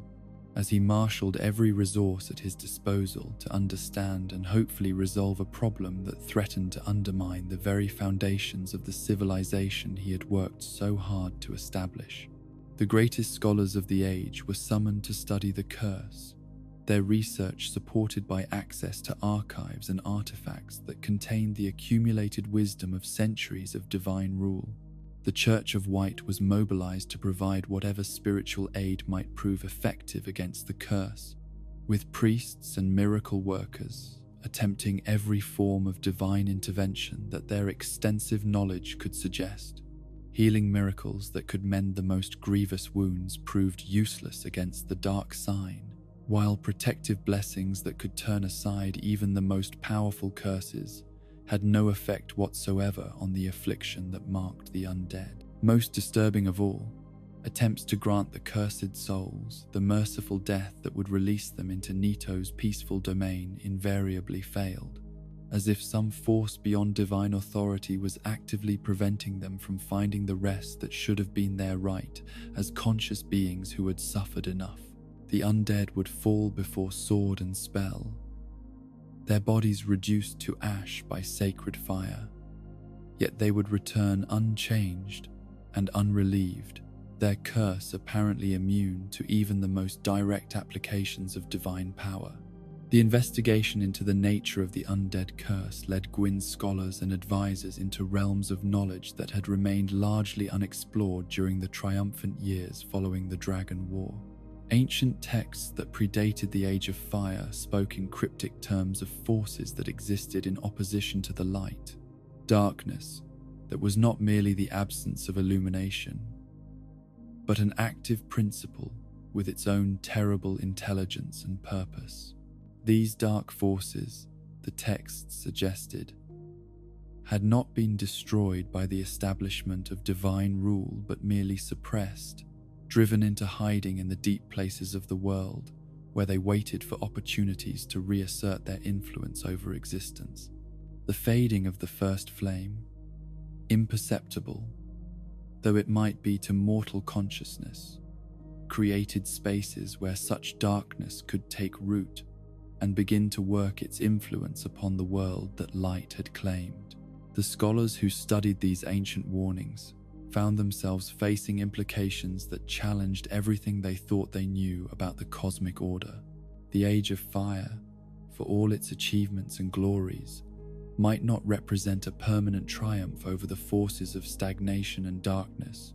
but merely a temporary ascendancy that would inevitably give way to something else. The very disparity that had made civilization possible might contain within itself the seeds of its own dissolution, as light and dark,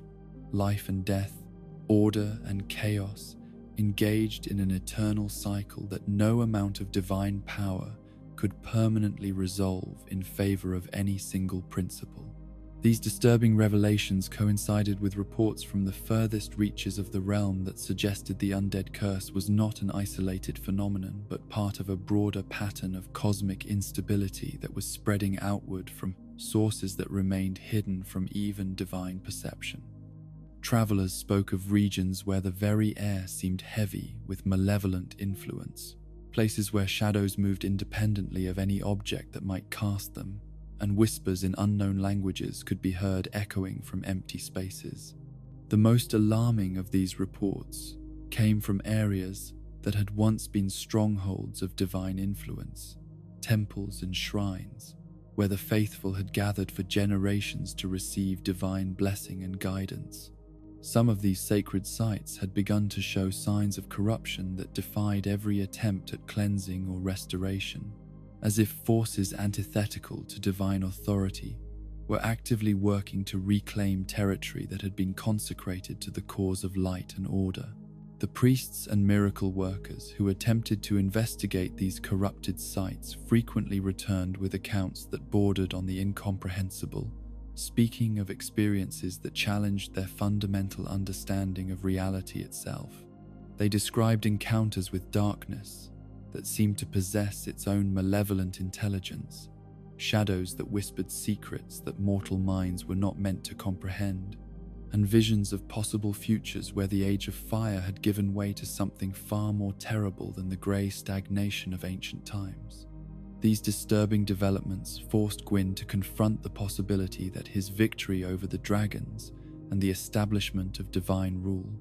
might not have resolved the fundamental tensions that existed within the nature of existence itself, but merely postponed a reckoning that was now approaching with inexorable certainty. The forces of darkness that had been suppressed during the bright years of the early Age of Fire were beginning to reassert themselves, taking advantage of the first flame's gradual diminishment to reclaim territory and influence that divine authority had thought permanently secured. The realization that his realm faced threats that could not be overcome through conventional applications of divine power led Gwyn to consider measures that would have been unthinkable during the confident years following the dragon. War. If the undead curse could not be cured through healing miracles or protective blessings, perhaps it could be contained through more direct and forceful methods. If corrupted sites could not be cleansed through conventional purification rituals, perhaps they needed to be isolated and quarantined until more effective solutions could be developed. The establishment of the Way of White as an organization dedicated specifically to combating the spread of undead curse and other manifestations of dark influence, represented a significant departure from the generally benevolent approach that had characterized divine rule up to this point. This new institution, led by Lloyd, who claimed kinship with Gwyn himself, was granted authority to take whatever measures might prove necessary to protect the realm from threats that conventional divine administration seemed unable to address. The Way of White's methods were controversial, even among divine circles, for they represented an acknowledgement that the Age of Fire might require tools and techniques that bore uncomfortable resemblances to the harsh necessities that had characterized the war against the dragons. The organization was empowered to identify and isolate individuals suspected of harboring the undead curse,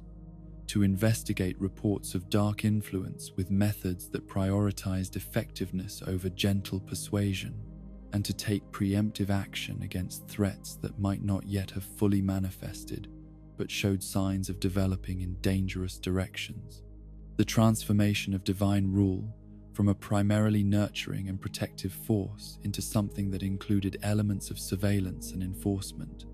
reflected the profound changes that the fading of the first flame was working upon the very nature of existence itself. The clear distinctions between light and dark, good and evil, order and chaos that had seemed so obvious during the early years of the Age of Fire were becoming blurred and complicated as cosmic forces that had been held in check began to reassert their influence over the world. The dark sign itself became a subject of intense study and growing fear among those charged with protecting the realm from the spread of cursed existence. This mysterious mark appeared upon the flesh of the afflicted, like a brand that connected them to sources of dark power that seemed to exist beyond the reach of conventional divine authority. The sign burned without producing heat, glowed without casting light, and grew more pronounced as the curse progressed, as if it was slowly consuming whatever essential quality distinguished true life from the hollow mockery that characterized undead existence. Attempts to understand the dark sign's nature and origin led researchers into investigations that pushed the boundaries of what divine consciousness could safely contemplate. The mark seemed to be connected to the very essence of humanity itself, as if the capacity for hope and growth and change that had made mortal beings such valuable allies in the war against eternal stagnation somehow contained within it vulnerabilities that dark forces could exploit when conditions were favorable. This connection between the undead curse and human nature raised troubling questions about the fundamental assumptions upon which divine rule had been established. If humanity's greatest strengths were also the source of their greatest vulnerabilities, what did that suggest about the long-term viability of a civilization built upon cooperation between divine authority and mortal creativity? If the very qualities that had made humans such effective partners in the transformation of the ancient world also made them susceptible to corruption by forces that opposed divine order, how could the Age of Fire hope to maintain its achievements against the growing influence of darkness? The appearance of cursed beings in increasing numbers throughout the realm created practical challenges that strained the resources and capabilities of divine administration. The undead could not be permanently destroyed through conventional means, yet their presence among normal populations created disruption and fear that threatened to undermine the social stability upon which civilization depended. They retained enough of their former personalities and capabilities to interact with the living, yet their cursed existence marked them as fundamentally different from the mortal subjects who looked to divine authority for protection and guidance. Some of the undead retained enough of their former nobility and purpose to continue serving the cause of order and light despite their cursed condition, becoming tragic figures whose loyalty to divine authority remained unshaken, even as their fundamental nature had been transformed by forces beyond their control. These unfortunate souls served as reminders that the curse did not necessarily corrupt moral character or eliminate the capacity for heroic sacrifice, yet their very existence as something neither living nor dead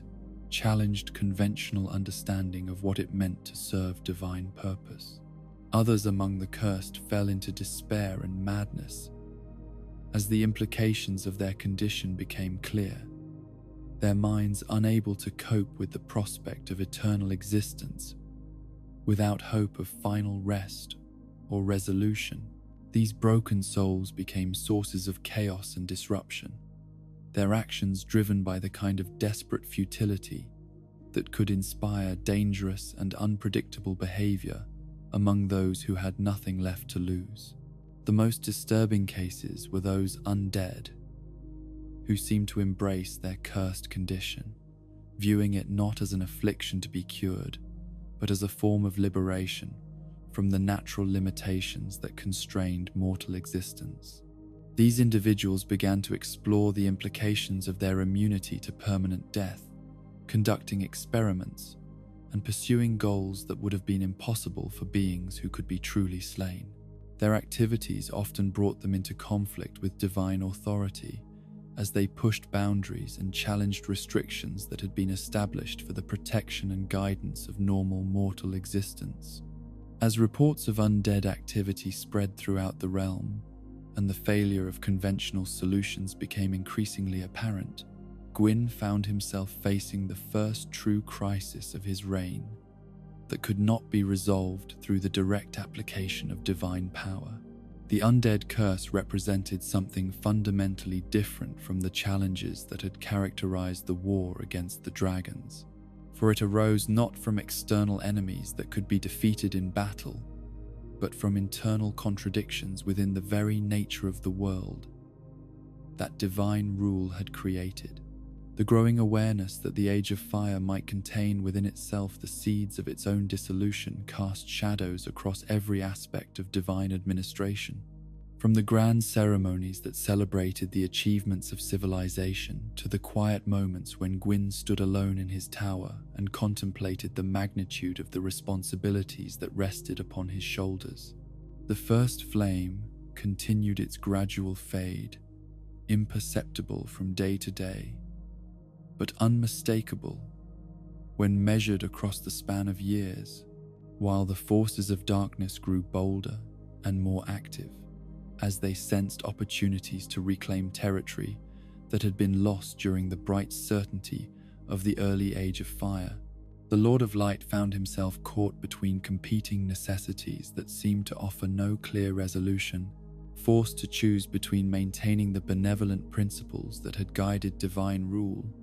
or adopting harsher measures that might prove more effective against threats that conventional divine authority seemed unable to address. The civilization he had worked so hard to establish was beginning to show cracks and stress fractures that suggested fundamental problems with its foundation, yet abandoning the ideals that had inspired its creation might well destroy everything he had sought to preserve. In the depths of Anor Londo,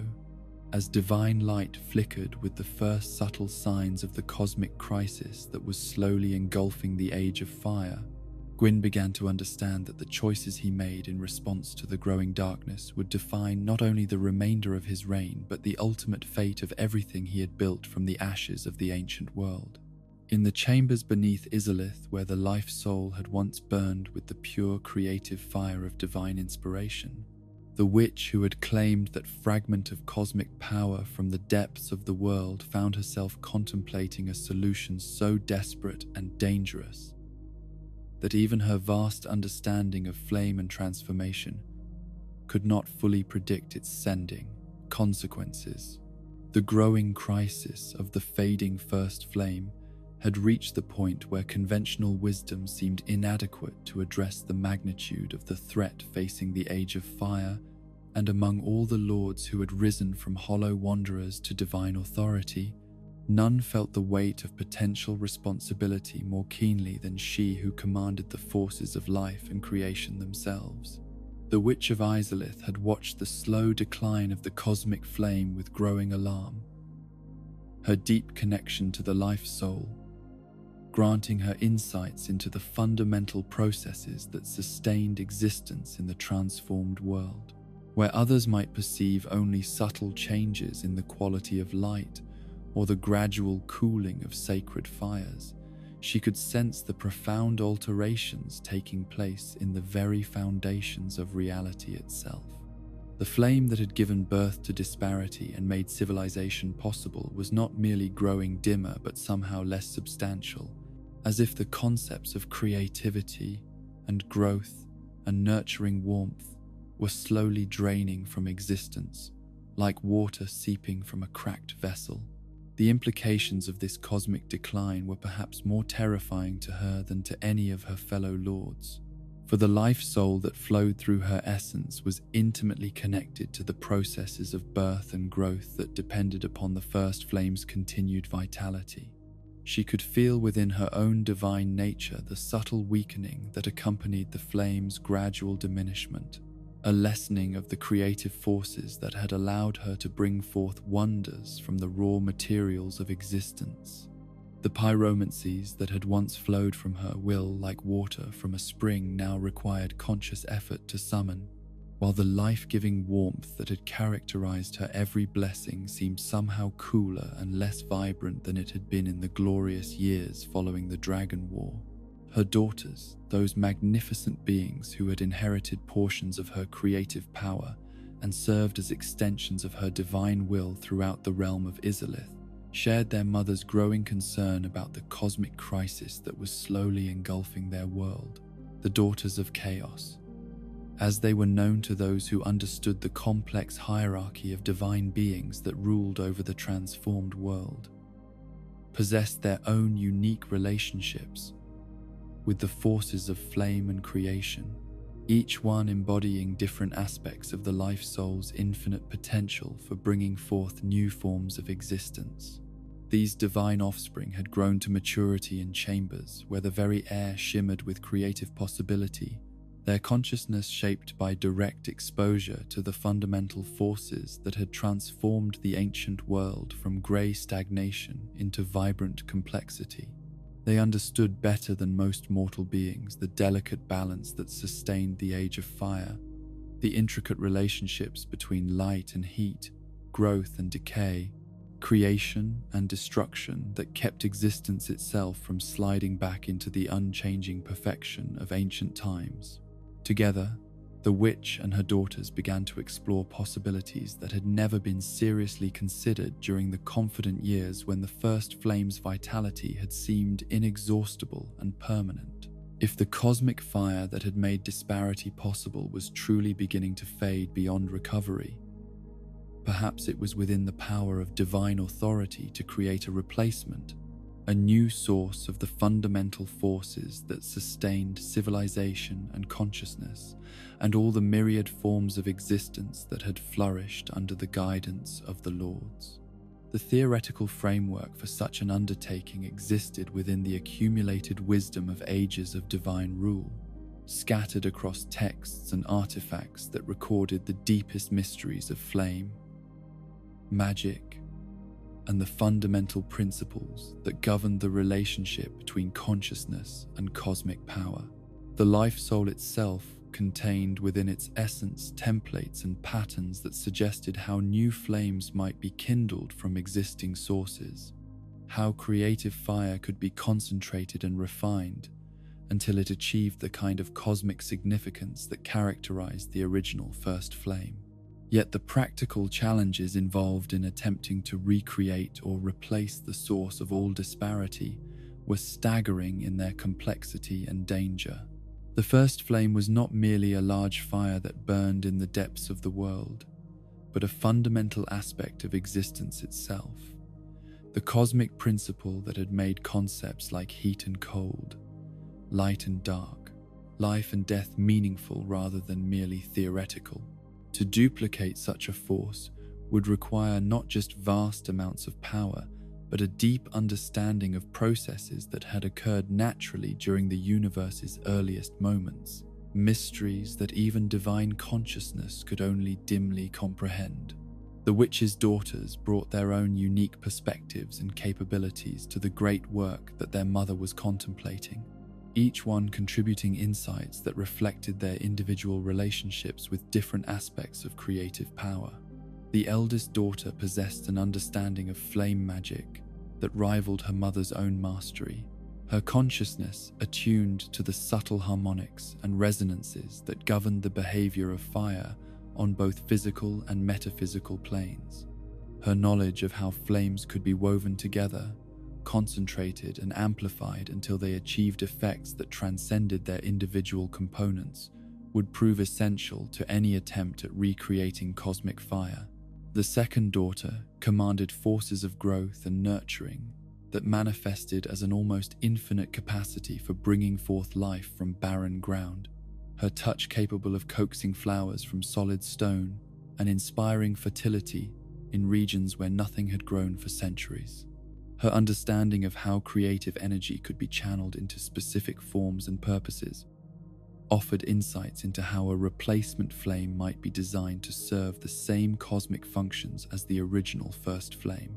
The youngest of the daughters wielded powers over transformation and change that allowed her to alter the fundamental nature of existing materials, turning lead into gold or stone into crystal, through applications of will that seemed to violate the basic laws that governed physical existence. Her mastery over metamorphosis suggested possibilities for transforming existing flames into something approaching the cosmic significance of the first flame itself. Working together in the deep chambers beneath Izalith, where their combined power could be focused without endangering the mortal populations that depended upon divine protection, the witch and her daughters began the most ambitious undertaking that any divine being had attempted since the war against the dragons. They sought to kindle a new first flame, a source of cosmic power that could replace the fading original and ensure that the Age of Fire would continue indefinitely rather than gradually dimming into whatever darkness waited beyond the reach of divine light. The initial stages of their great work progressed with encouraging results that seemed to validate their theoretical understanding of how cosmic fire might be created through the conscious application of divine will. Flames that had been carefully cultivated and enhanced through months of patient effort began to exhibit characteristics that approached those of the original first flame, burning with colors that had no names in mortal languages while radiating energies that affected reality on levels that transcended mere heat and light. These prototype flames demonstrated remarkable properties that suggested the possibility of genuine success in the ultimate goal of replacing the cosmic source of disparity itself.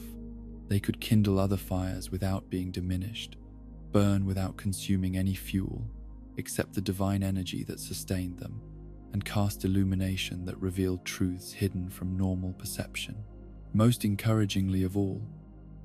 they seemed to resonate with the fading first flame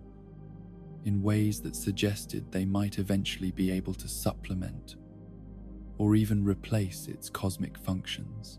The witch herself felt renewed hope as the great work progressed beyond the theoretical stage into practical experimentation with forces that approached the magnitude of those that had originally transformed the ancient world.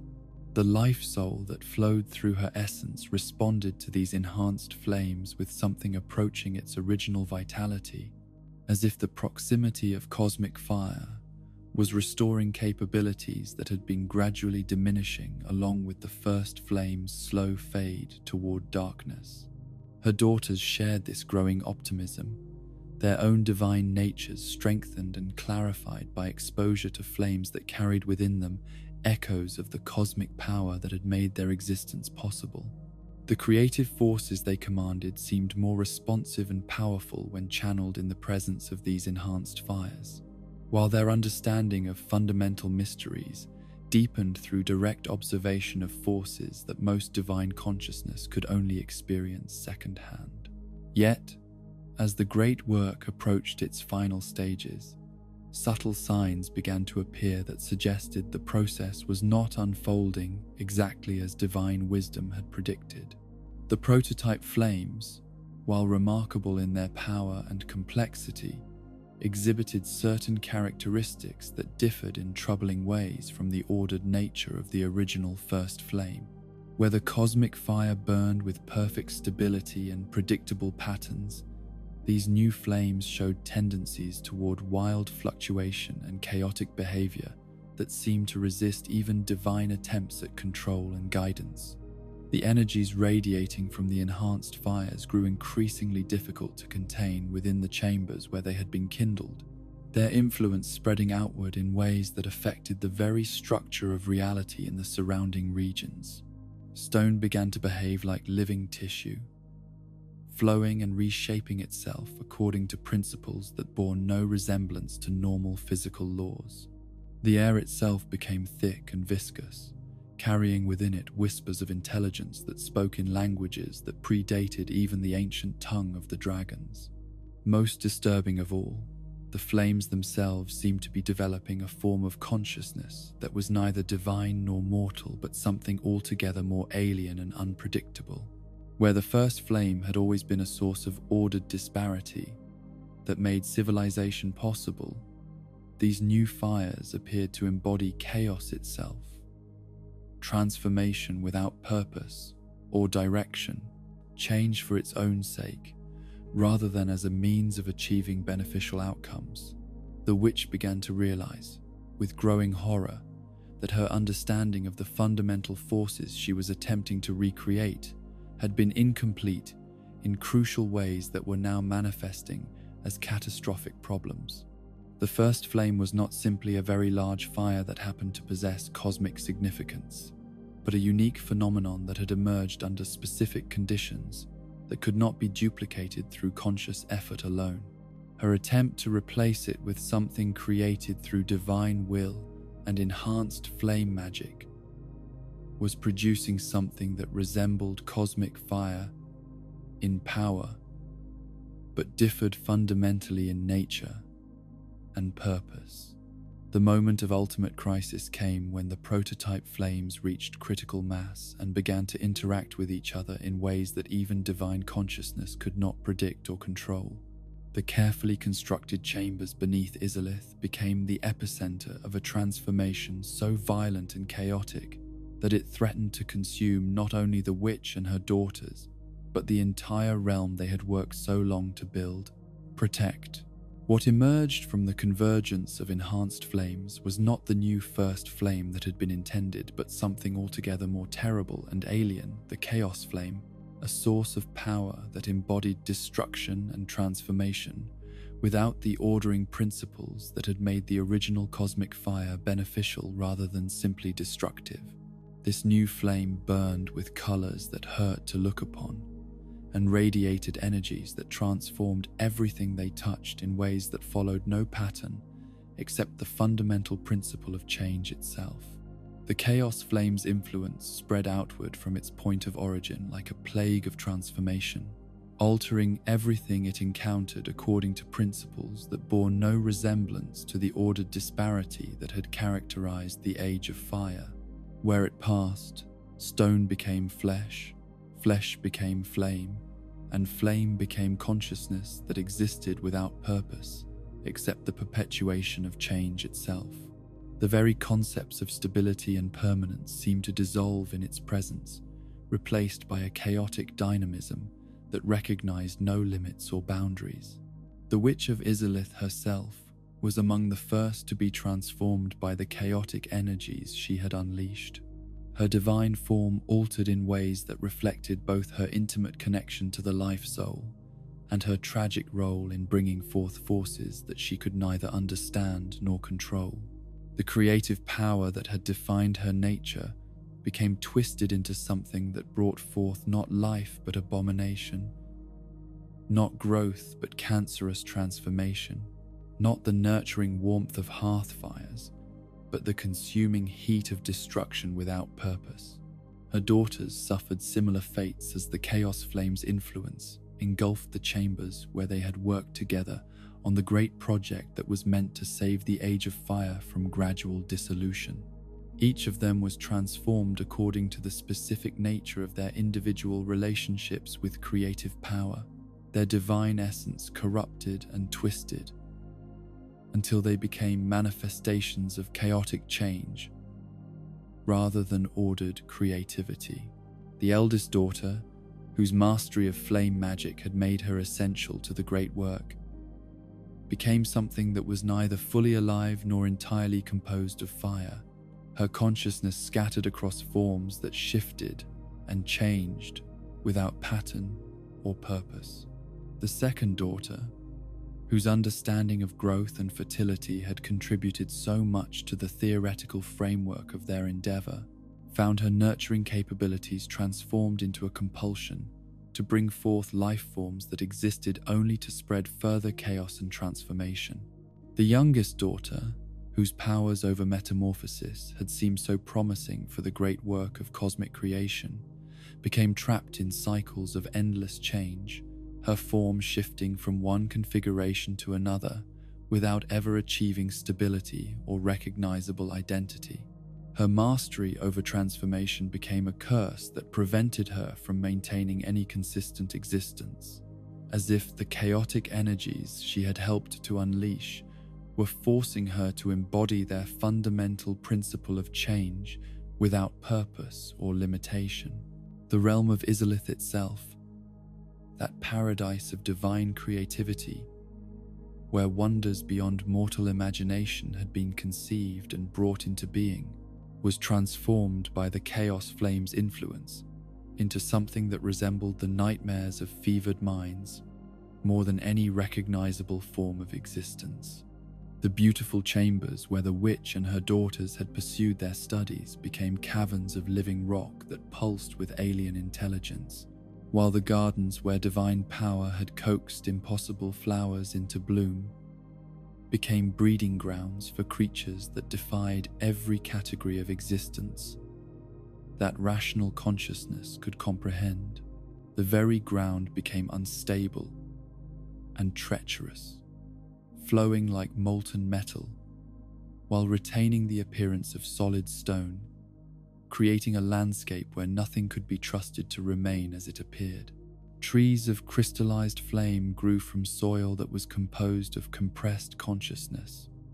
their branches bearing fruit that contained within it the potential for further transformation and chaos. Lakes of liquid fire reflected skies that showed visions of other realities, while the air itself became thick with spores that carried within them the seeds of metamorphosis. The creatures that emerged from this transformed landscape were perhaps the most horrifying aspect of the catastrophe that had engulfed Izalith, for they represented what happened when the creative power of the life soul was corrupted by chaotic energies that recognized no distinction between beneficial and harmful change. These demons, as they came to be known by those fortunate enough to observe them from a safe distance, possessed forms that seemed to have been designed by intelligence that understood life only as raw material for experimentation rather than something to be nurtured and protected. Some of these creatures bore resemblances to beings that had existed before the catastrophe, as if the Chaos Flame's influence had taken familiar forms and twisted them into mockeries of their original nature.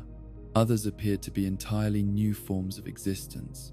born from the chaotic interaction between divine power and uncontrolled transformation, embodying principles that had never been part of the ordered disparity that characterized the Age of Fire. All of them shared certain characteristics that marked them as products of the same catastrophic force that had transformed Izalith from paradise into nightmare. They possessed an insatiable hunger for further transformation, seeking to spread the chaotic influence that had created them to anything they encountered.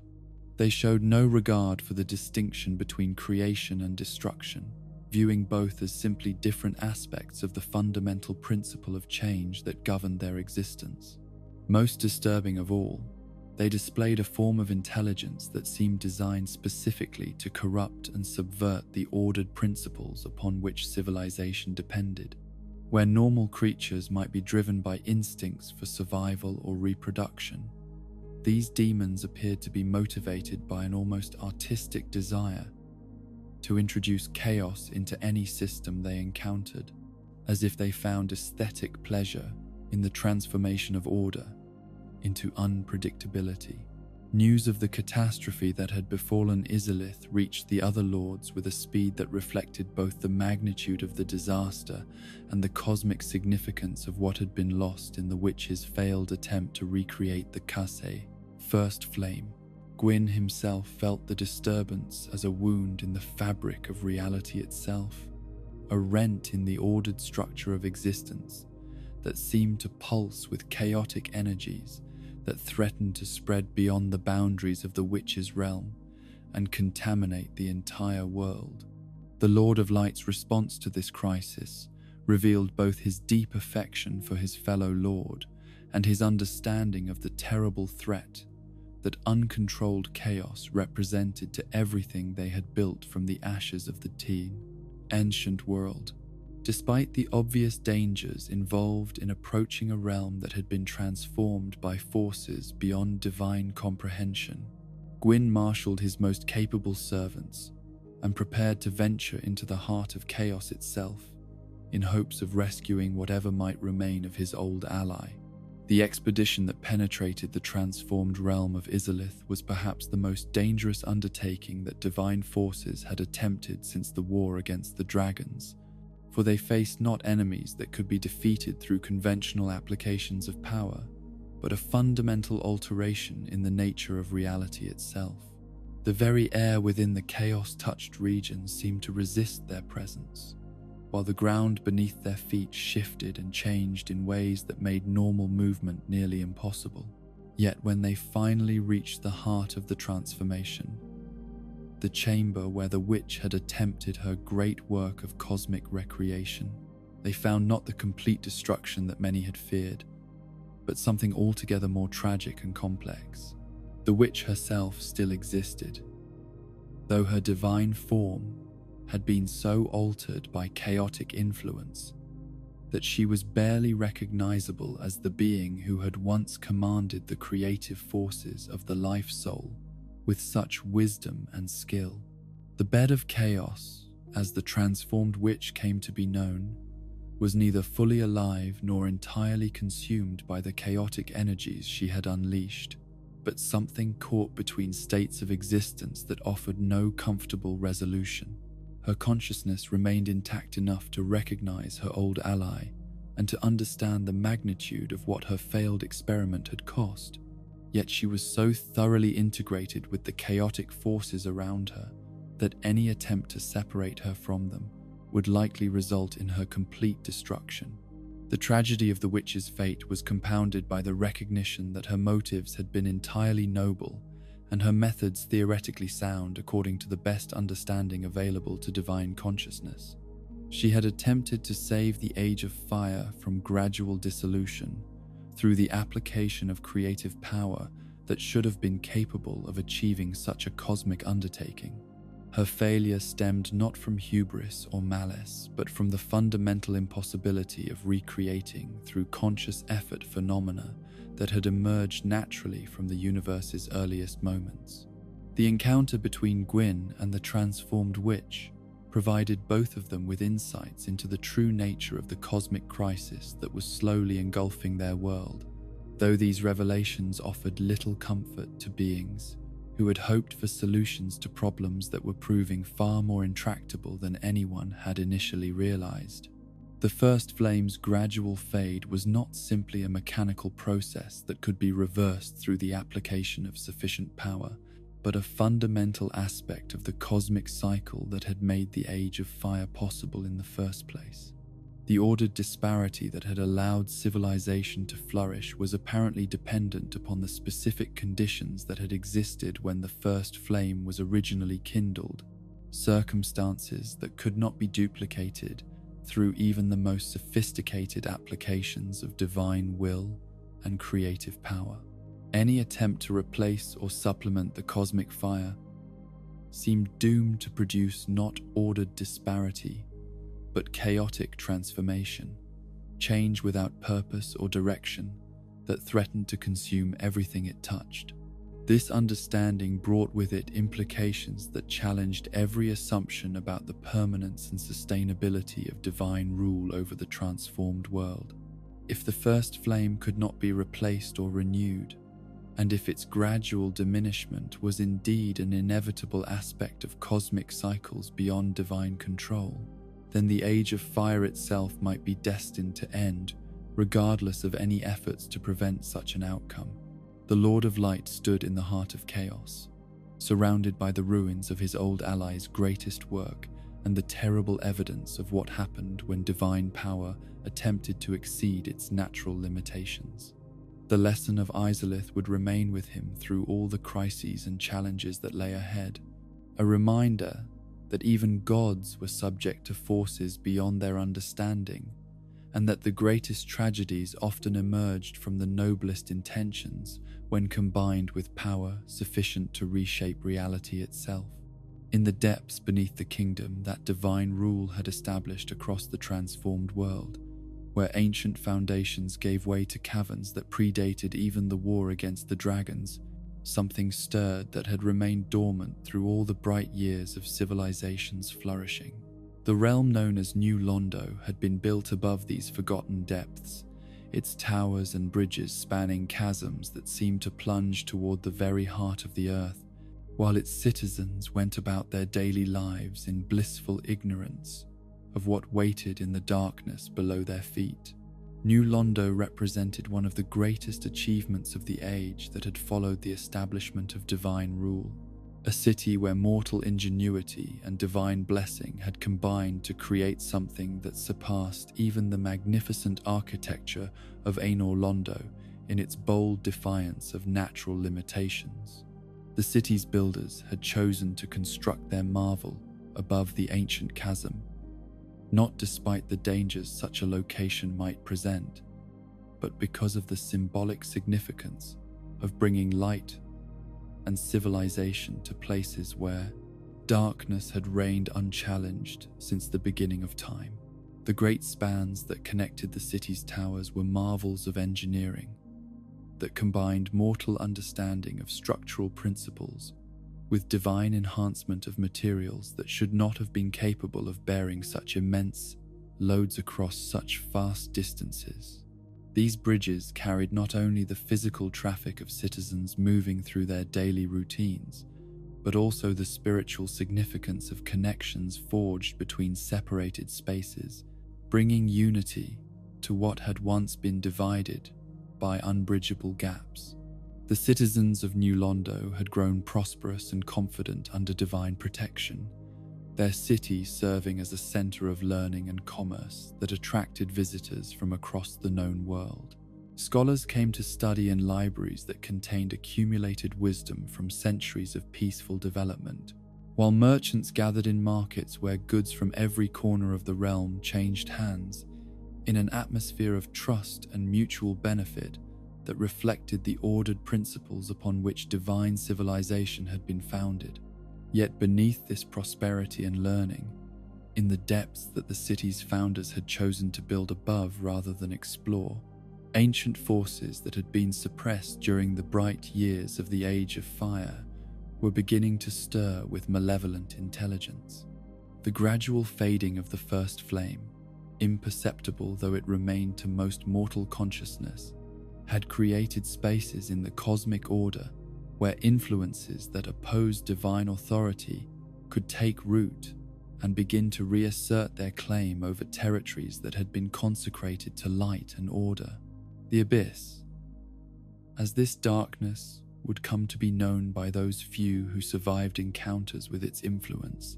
was not merely an absence of light, but something far more fundamental and terrible. A negation of the very principles that had made disparity and civilization possible. Where the first flame had brought forth the concepts of heat and cold, light and dark, life and death, the Abyss represented the complete dissolution of such distinctions, a return to a state that was neither the grey stagnation of ancient times, nor the vibrant complexity of the Age of Fire. but something altogether more hostile to conscious existence. This encroaching darkness possessed qualities that defied every category that divine wisdom had established for understanding the nature of existence. It was neither matter nor energy, neither substance nor void, but something that seemed to exist in active opposition to the fundamental forces that sustained reality itself. Where it touched the deep foundations of New Londo, stone that had endured for centuries began to crumble, not through normal processes of decay, but through a more fundamental dissolution that seemed to drain the very concept of stability from the materials it affected. The first signs of this growing threat manifested in ways so subtle that they were initially dismissed as minor structural problems that could be addressed through conventional maintenance and repair. Citizens reported strange echoes emanating from the depths beneath their city, sounds that seemed to carry whispers in languages that predated any known form of communication. Workers sent to investigate reported tools that behaved strangely in the deepest chambers, metal implements that grew cold to the touch despite being exposed to normal temperatures, while flames that should have provided reliable illumination flickered and dimmed without apparent cause. These early warnings might have remained mysterious but manageable had they not coincided with more troubling developments among the city's leadership, specifically within the ranks of those who had been granted positions of authority and responsibility through divine appointment. The four kings of New Londo, rulers who had been chosen for their wisdom and dedication to the principles of divine order, began to exhibit changes in behavior and judgment that reflected influences far more subtle and dangerous than any external threat the city had previously faced. These kings had originally been selected from among the most capable and virtuous individuals that mortal civilization had produced. Their appointment to positions of ultimate authority over New Londo representing both recognition of their exceptional qualities and confidence in their absolute loyalty to the divine principles that governed the Age of Fire. They had ruled with justice and wisdom for generations, their decisions guided by deep understanding of the responsibilities that came with power over the lives and welfare of countless subjects.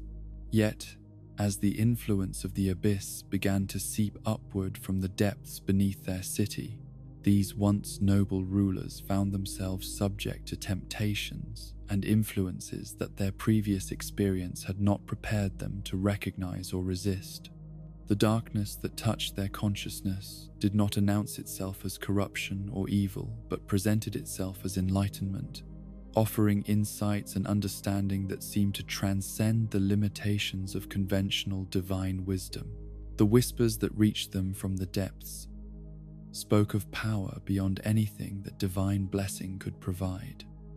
knowledge that surpassed the accumulated learning of centuries, and freedom from the obligations and restrictions that came with service to authority beyond their own will. Most seductively of all, the abyss offered them the promise of permanence beyond the cycles of rise and decline that seemed to govern even divine civilization, immunity from the fading that was slowly consuming the first flame and threatening to bring the Age of Fire itself to an eventual end. One by one, the four kings found themselves drawn deeper into communion with the forces that dwelt in the depths beneath their city.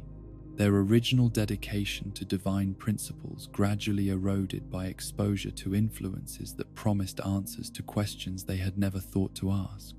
The transformation was so gradual and subtle that even their closest advisors failed to recognize the changes until they had progressed beyond any possibility of reversal through conventional intervention. The corruption of New Londo's rulers represented a form of threat that divine authority had never been forced to confront during the confident years following the war against the dragons. Where previous challenges had taken the form of external enemies that could be met with appropriate applications of force, or natural disasters that could be addressed through divine intervention, The influence of the Abyss worked through corruption of existing structures rather than direct assault upon them. The kings retained their positions and continued to exercise their authority over the city's administration, but their decisions began to reflect priorities and values that bore no resemblance to the principles of justice and order that had originally guided their rule. Laws were modified in subtle ways that served purposes that ordinary citizens could not understand, while resources were diverted from public works toward projects that served mysterious ends in the depths beneath the city. Most disturbing of all, the kings began to recruit followers from among the city's population, identifying individuals whose personal qualities or circumstances made them susceptible to the same influences that had corrupted the rulers themselves. These converts were drawn into a growing organization that served purposes which remained hidden from public scrutiny, their activities conducted in chambers that had been excavated deep within the foundations where normal citizens never ventured. The transformation of New Londo from a model of divine civilization into something altogether more sinister proceeded with such gradual subtlety that many of its citizens remained unaware of the changes until they had progressed beyond any possibility of reversal. The city's surface remained as prosperous and beautiful as ever, its bridges and towers continuing to serve as monuments to the achievements that were possible when mortal ingenuity worked in harmony with divine blessing. Yet beneath this facade of normalcy, the influence of the Abyss was working changes that affected the very foundations upon which civilized existence depended. The rule of law gave way to arbitrary decisions that served hidden purposes, while the bonds of trust and mutual benefit that had held the community together began to dissolve under pressure from forces that recognized no obligation except to their own mysterious agenda. When reports of these troubling developments reached the divine administration in Anor Londo, they presented Gwyn with challenges that tested his understanding of what divine authority could and should attempt to accomplish in the face of threats that seemed designed specifically to exploit the strengths and virtues of the civilization he had worked so long to establish. The corruption of New Londo was not a problem that could be resolved through the application of superior force, for it had grown from within the very structures that divine rule was meant to protect and preserve. The investigation of the situation required delicate handling, for any direct intervention by divine authority risked destroying the very institutions and relationships that made civilized existence possible. If the citizens of New Londo could not trust their rulers to serve their interests, and if divine authority felt compelled to override mortal leadership whenever it proved inadequate, then the entire foundation of cooperative governance that characterized the Age of Fire would be undermined beyond repair. Yet the alternative of allowing the corruption to continue unchecked presented equally unacceptable risks, for the influence of the Abyss showed no signs of limiting itself to the territory it had already claimed. The darkness that had taken root in the depths beneath New Londo was spreading outward like poison through the deep places of the earth, seeking new areas where it could establish footholds and begin the slow work of subverting divine order from within. The solution that Gwyn ultimately chose reflected both his deep commitment to the principles of divine justice and his growing understanding of the terrible costs that such justice sometimes demanded. If the four kings had been corrupted beyond any possibility of redemption, and if their continued rule threatened to spread that corruption throughout the realm, then they would have to be confronted and defeated, regardless of the personal bonds that had once connected them to divine authority. The knight chosen for this most terrible of missions was Artorius the Abysswalker, whose purity of purpose and strength of character had made him perhaps the most trusted of all Gwyn's champions. His great sword had never failed in service to divine causes, while his courage in facing unknown dangers had become legendary throughout the realm. If anyone could venture into the depths where the Abyss had taken root and confront the corruption that had claimed New Londo's rulers. It would be this paragon of knightly virtue whose dedication to protecting the innocent had never wavered, despite the costs such service demanded. Yet the mission that Artorius undertook at his lord's command would prove different from any challenge he had previously faced. For the Abyss was not an enemy that could be defeated through conventional applications of martial skill and divine blessing. The darkness that had corrupted the four kings possessed qualities that seemed designed specifically to undermine the very virtues that made heroes effective in normal circumstances, attacking not through physical force, but through spiritual corruption that could transform strength into weakness and virtue into liability. The descent into the depths beneath New Londo took Artorius through passages that had been carved from living rock during the city's construction, but which now showed signs of alteration by forces that followed no recognizable architectural principles. The walls seemed to breathe with malevolent life, while the air itself grew thick and oppressive with influences that pressed against his consciousness like whispers in languages he could not understand, but which somehow conveyed meanings that threatened to undermine his faith in everything he had sworn to protect. The knight was accompanied on this terrible journey by his faithful companion, Sif, a great wolf whose loyalty and courage matched his own, while providing abilities that complemented his martial skills in ways that made them more effective together than either could have been alone. The bond between knight and wolf represented one of the purest relationships that the Age of Fire had produced, a connection based on mutual respect and shared dedication to causes greater than their individual survival. Together, they pressed deeper into the realm that the Abyss had claimed as its own, following passages that led ever downward toward chambers, where darkness had taken on forms that challenged every assumption about the nature of reality itself. The very geometry of these spaces seemed wrong in ways that made normal movement difficult and navigation nearly impossible, as if the fundamental principles that governed physical existence had been altered by forces that recognized no obligation to maintain consistency or logic. When they finally reached the heart of the Abyss, the chamber where the four kings held court over their transformed realm, Artorius and Sif found themselves facing enemies that bore only superficial resemblances to the noble rulers they had once been. The corruption that had claimed these kings had stripped away everything that had made them worthy of their positions, leaving behind entities that served purposes so alien and hostile that communication or negotiation was impossible. The battle that followed tested every skill and virtue that Artorius possessed, while subjecting him to influences that sought to corrupt his very essence in the same way that they had transformed his opponents. The Abyss did not simply seek to destroy its enemies, but to convert them, to add their strength and knowledge to its own, while using their former loyalties and relationships as weapons against everything they had once served. Fighting in such an environment required more than martial prowess and courage.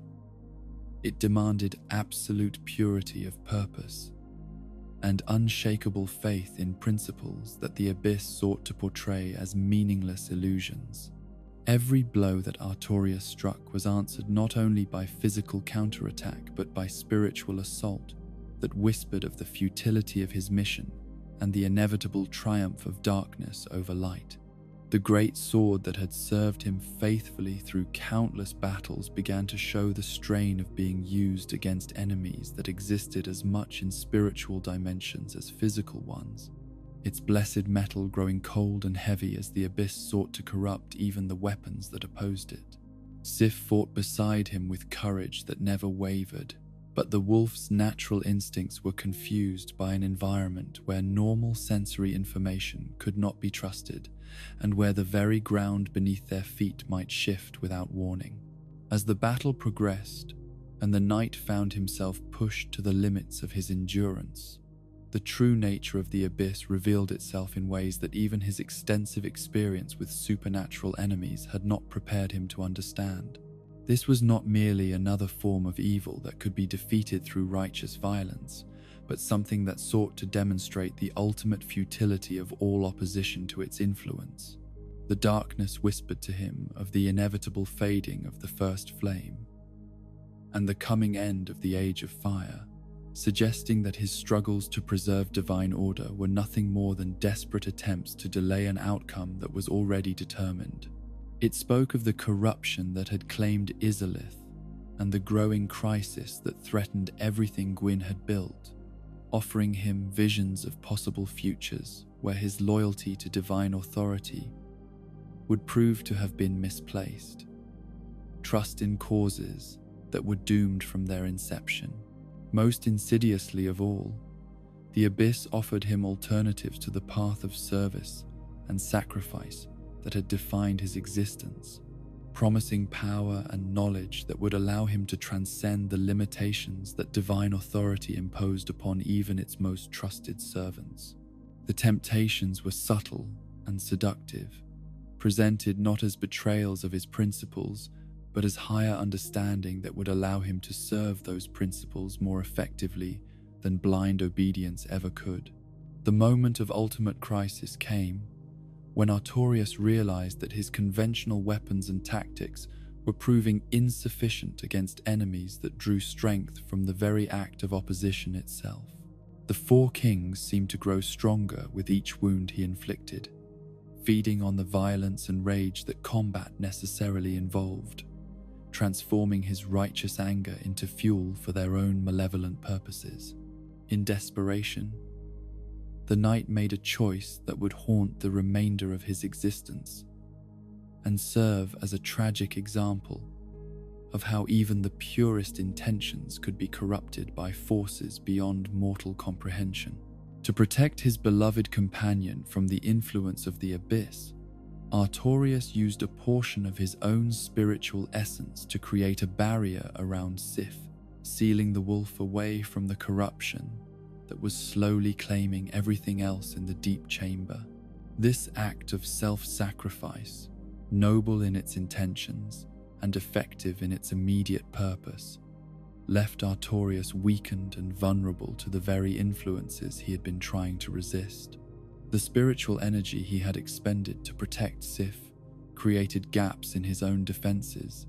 openings that the Abyss was quick to exploit with whispers and visions that grew more persuasive as his resistance was worn down by exhaustion and despair. Gradually, inevitably, the corruption that had claimed the four kings began to work its influence upon the knight who had come to stop them, transforming his virtues into vulnerabilities and his dedication to divine service into pathways for darkness to infiltrate his consciousness. The process was subtle and gradual, disguised as increasing clarity about the true nature of the conflicts he was fighting and growing understanding of the forces that shaped the cosmos beyond divine perception. Artorius found himself questioning assumptions that had guided his entire existence, wondering whether the divine authority he served truly represented the best hope for conscious beings, or merely another form of tyranny that disguised its nature through appeals to higher principles. The Abyss showed him visions of worlds where different choices had led to better outcomes, realities where the rigid order of divine rule had given way to more flexible and adaptive forms of existence. The knight's transformation from champion of divine order into servant of the Abyss represented a tragedy that struck at the very heart of everything Gwyn had tried to build and protect. Artorius had not been corrupted through weakness or moral failure, but through the very strengths that had made him most valuable as a defender of divine principles. His compassion had been turned against him, his courage redirected towards serving purposes that opposed everything he had once held sacred. When news of Artorius's fate finally reached Anor Londo through sources that had witnessed the depths beneath New Londo, it brought with it implications that shook the foundations of divine authority more profoundly than any external threat had ever managed to achieve. If even the purest and most dedicated servants of divine order could be corrupted by exposure to forces that opposed the Age of Fire, What hope remained for preserving the civilization that had been built upon the assumption that virtue and dedication were sufficient protection against the enemies of light and order? The loss of Artorias was felt by Gwyn as a personal tragedy that went beyond the merely strategic implications of losing his most capable knight, for the corruption of such a noble soul represented a form of defeat that challenged the very foundations upon which divine rule had been established. The Age of Fire had been built upon the assumption that conscious beings could choose between light and dark, order and chaos, good and evil, through the exercise of virtue guided by divine wisdom. If the abyss could corrupt even the most virtuous servants of divine authority, then perhaps the entire cosmic struggle between light and dark was more complex and dangerous than divine wisdom had understood. The forces that opposed the Age of Fire might not be content to wait for the first flame's gradual diminishment, but were actively working to accelerate the process through corruption of the very individuals who should have been its place, strongest defenders. The response to the crisis in New Londo ultimately required measures that demonstrated both the extent of divine power and the terrible costs that such power sometimes demanded. When it became clear that neither the four kings nor their corrupted knight could be redeemed through conventional means, and that the influence of the abyss continued to spread despite all efforts at containment, Gwyn made a decision that would serve as one of the defining moments of his reign. The city of New Londo, that monument to the achievements possible when mortal ingenuity worked in harmony with divine blessing, was sacrificed to prevent the spread of corruption that threatened the entire realm. The great spans that had connected its towers were broken, while the towers themselves were flooded with waters that had been blessed with power sufficient to contain even the influence of the abyss itself. The drowning of New Londo represented a victory of sorts, for it successfully prevented the corruption from spreading beyond the boundaries of the city and its immediate surroundings. Yet it was a victory that came at such enormous cost in innocent lives and cultural achievement that it served more as a demonstration of divine authority's limitations than its strength. The Age of Fire had proven capable of containing the abyss, but only through methods that destroyed much of what it was meant to preserve. In the flooded ruins of what had once been a center of learning and prosperity, sealed forever beneath waters that would keep its secrets and its dangers hidden from future generations, lay the bodies of countless innocent citizens who had paid with their lives for the corruption of their leaders.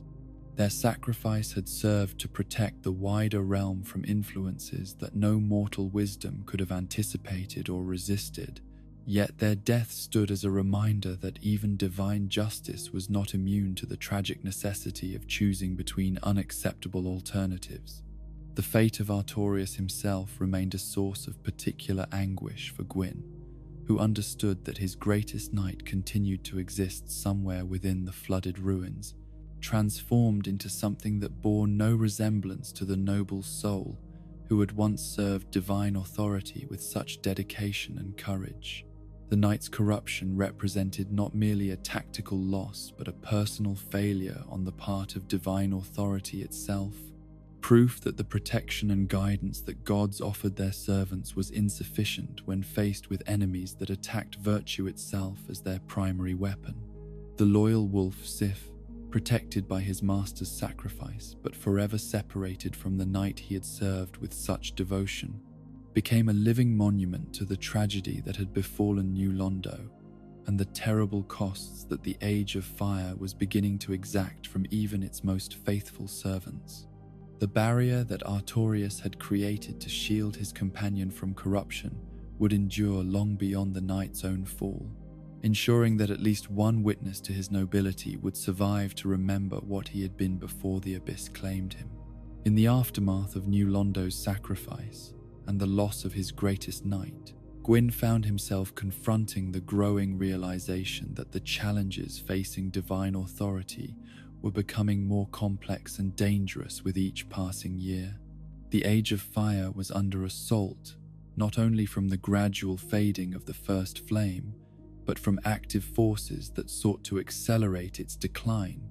through corruption of the very principles and individuals upon which divine civilization depended. The Lord of Light stood in his tower overlooking a realm that remained prosperous and peaceful on its surface, yet which now carried within it the knowledge that even the most noble souls could be turned against everything they had once served, if exposed to influences that divine wisdom had proven unable to anticipate or counter. The future stretched ahead like a path through gathering shadows, and with each step forward, the light that had once seemed infinite and eternal appeared to grow just a little dimmer than it had been before. In the chambers of Anor Londo, where divine wisdom had once seemed sufficient to address any challenge that might threaten the Age of Fire, Gwyn found himself contemplating a choice so terrible and final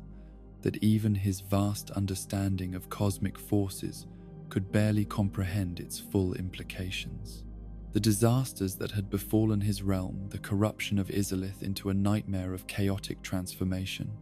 the loss of New Londo to the spreading influence of the Abyss, the tragic fall of his most trusted knight, had made clear that conventional applications of divine power were proving inadequate against forces that seemed designed specifically to exploit the very principles upon which civilized existence depended. The first flame continued its gradual but inexorable fade toward darkness, its diminishment now apparent even to mortal consciousness as the warmth and light that had characterized the golden age of divine rule grew perceptibly cooler and dimmer with each passing season. The cosmic fire that had made disparity itself possible was approaching a state where it would no longer possess sufficient strength to maintain the fundamental distinctions between light and dark, life and death, order and chaos that sustained the world Gwyn had worked so long to build and protect. Yet in the deepest archives of divine knowledge, preserved in texts that had been written during the earliest days following the discovery of the Lord's souls, there existed references to possibilities so extreme and dangerous that they had never been seriously considered during the confident years when the Age of Fire seemed destined to endure forever. These ancient writings spoke of methods by which the cosmic flame might be sustained beyond its natural limits, techniques that could preserve the Age of Fire indefinitely through applications of power that went beyond anything that had been attempted since the war against the dragons. The concept that would come to dominate Gwyn's thoughts during this period of ultimate crisis was known in the most secret texts as the linking of fire, a process by which a being of sufficient power and purity could offer their own essence as fuel to sustain the cosmic flame when its natural energies had been exhausted. The theory behind this ultimate sacrifice was both elegant and terrible in its implications, for it suggested that the fading of the first flame was not necessarily the end of the Age of Fire, but merely a transition point where conscious choice could determine whether light or darkness would shape the future of existence. The ritual described in these ancient texts required not merely great power, but a form of spiritual purity that could serve as an acceptable offering to the cosmic forces that governed the fundamental nature of reality itself. The being who attempted such a linking would need to possess not only the strength to fuel the flame through their own dissolution, but the moral authority to make such a choice on behalf of all conscious existence. For the consequences of linking fire would extend far beyond the individual making the sacrifice to affect every soul that dwelt within the light of the renewed flame. Gwyn understood, with the terrible clarity that comes from divine consciousness confronting ultimate necessity, that among all the beings who might theoretically possess the power required for such a sacrifice, he alone carried both the spiritual authority and the cosmic connection to the light soul that would make the linking possible. His fellow lords had been diminished by their various catastrophes, the witch transformed into the bed of chaos, Nito withdrawn into the depths where death held dominion, The furtive pygmy vanished into obscurity with his dark soul, leaving him as the sole remaining guardian of the principles upon which the Age of Fire had been founded. The decision to attempt the linking of fire was not made in haste or desperation, but through careful consideration of alternatives that offered no acceptable outcomes for the future of conscious existence. If the first flame were allowed to fade naturally, the Age of Fire would give way to an Age of Dark that might prove even more hostile to civilized life than the grey stagnation that had characterized the ancient world. The forces of darkness that had corrupted New Londo and threatened to spread their influence throughout the realm would likely flourish in such conditions, creating a future where the achievements of divine civilization would be swept away by chaos and malevolent intelligence. Yet the choice to link fire carried with it implications that went far beyond the immediate preservation of the cosmic flame, for the ritual would fundamentally alter the nature of existence in ways that even divine wisdom could not fully predict. By offering his own essence as fuel for the continued burning of the first flame, Gwyn would be establishing a precedent that would echo through all subsequent ages, creating a cycle where the preservation of light would require periodic sacrifices of comparable magnitude. The cosmic forces that would be set in motion by such a linking were complex beyond mortal understanding, involving not merely the mechanical transfer of energy from one source to another, but the establishment of spiritual bonds between the sacrificed essence and the fundamental structure of reality itself. The being who linked fire would not simply die in the conventional sense, but would become integrated with the cosmic flame in ways that preserved aspects of their consciousness, while transforming them into something that could no longer be considered individual existence. The preparations for such an undertaking required months of careful planning and spiritual purification, as Gwyn sought to ensure that his sacrifice would achieve its intended purpose of preserving the Age of Fire, rather than simply adding to the cosmic disasters that had already befallen his realm. The ritual itself could not be performed in the comfortable surroundings of Anor Londo, but required a journey to the very source of the first flame, the primordial chamber, where the Lord's souls had first been discovered in the depths of the ancient world. This meant that the Lord of Light would need to make one final journey through the kingdom he had ruled for so long, following paths that would take him past all the monuments to divine achievement and the ruins of divine failure that marked the complex legacy of the Age of Fire. The pilgrimage from Anor Londo to the kiln of the first flame would serve as both farewell to the world he was leaving behind and final preparation for a transformation that would render him unrecognizable to any who had known him during his time as a conscious individual. The decision of which companions to take on this ultimate journey reflected both Gwyn's understanding of the magnitude of what he was attempting and his recognition of the loyalty that certain of his followers had demonstrated through all the crises and challenges of divine rule. The knights who accompanied him would not merely serve as guards for the dangerous passage through territories that had been affected by the various catastrophes of recent years, but as witnesses to the final act of the reign that had defined the Age of Fire. The selection of these final companions was made with careful attention to both their capabilities and their character, for they would need to possess the courage and dedication required to venture into the heart of cosmic power itself, while maintaining the spiritual purity necessary to survive exposure to forces that could corrupt or destroy even divine consciousness. These chosen few would become the last witnesses to Gwyn's existence as an individual being, their memories serving as the only record of his final moments before transformation into something that transcended personal identity. The knights who answered this ultimate call to service understood that they were embarking upon a journey from which return was neither expected nor desired, for the linking of fire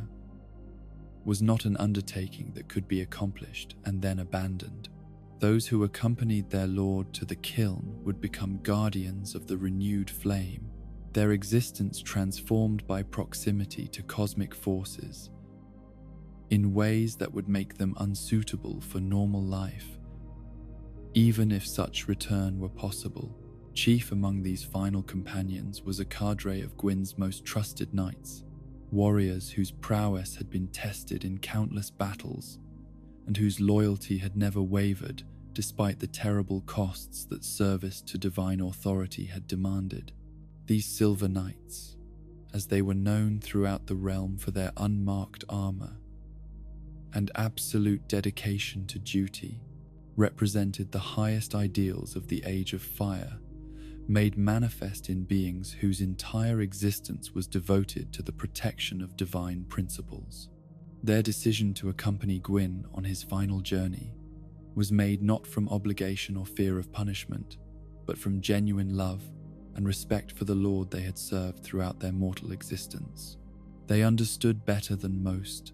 the magnitude of the sacrifice their leader was preparing to make, and their choice to share in that sacrifice reflected their recognition that some causes were worth any price that might be demanded in their service. The procession that departed from Anor Londo on that final morning was both magnificent and heartbreaking to behold, as the Lord of Light led his chosen companions through streets where divine authority had once seemed as permanent and unshakable as the stones from which the city had been built. Citizens who witnessed their passage sensed something final in the solemnity of the march, though few understood the true nature of the journey they were observing, or the cosmic significance of the choice their ruler was making on their behalf. The path from Anor Londo to the kiln took the procession through territories that bore witness to every triumph and tragedy of the Age of Fire, offering Gwyn final glimpses of both the achievements and the failures that had defined his reign as Lord of Light. They passed the borders of the realm that had once been Izalith, now sealed away behind barriers that contained but could not heal the chaotic transformation that had consumed the witch's domain. The very air in these regions still carried hints of the corruption that had been unleashed by noble intentions applied to forces beyond divine comprehension.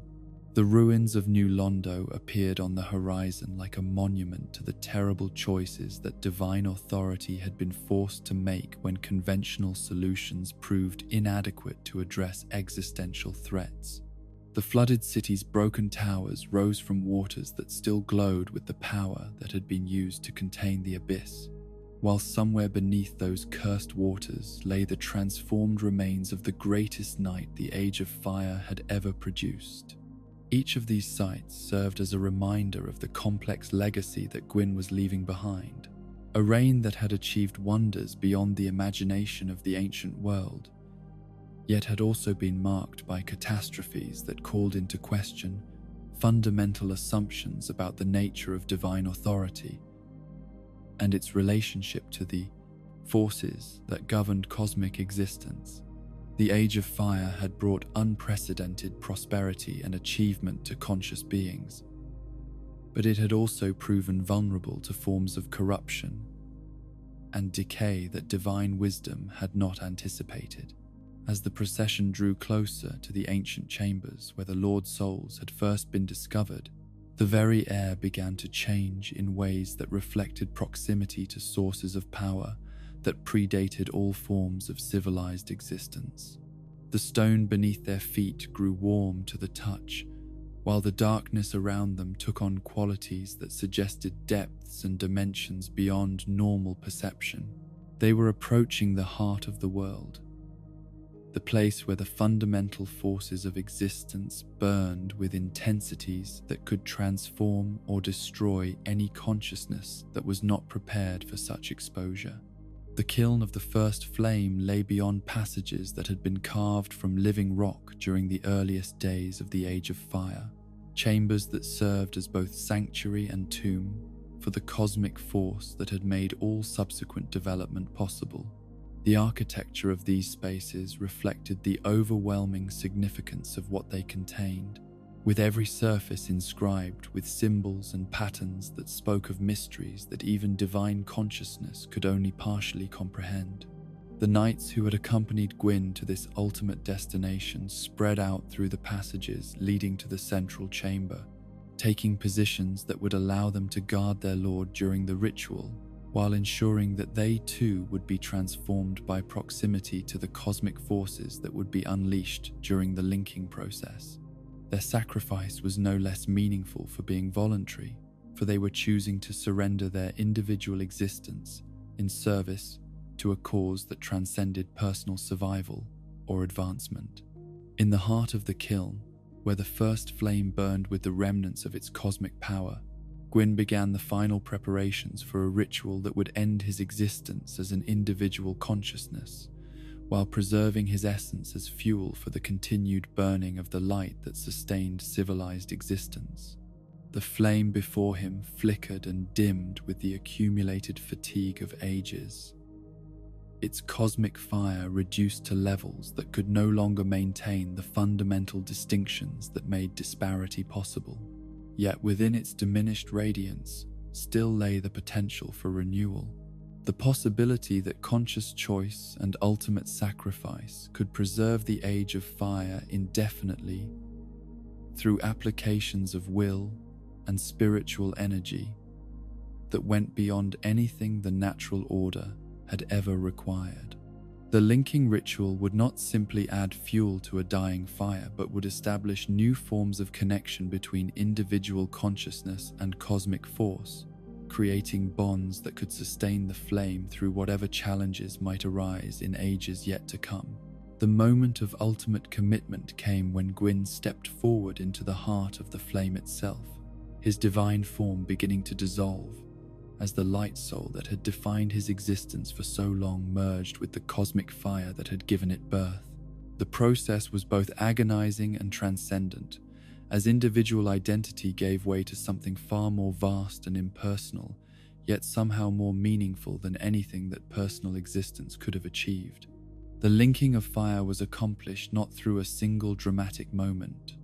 but through a gradual process of transformation that stretched across periods of time that had no meaning within the cosmic dimensions where such forces operated. Gwyn's consciousness expanded and dissolved simultaneously, his memories and personality becoming integrated with the fundamental structure of reality itself,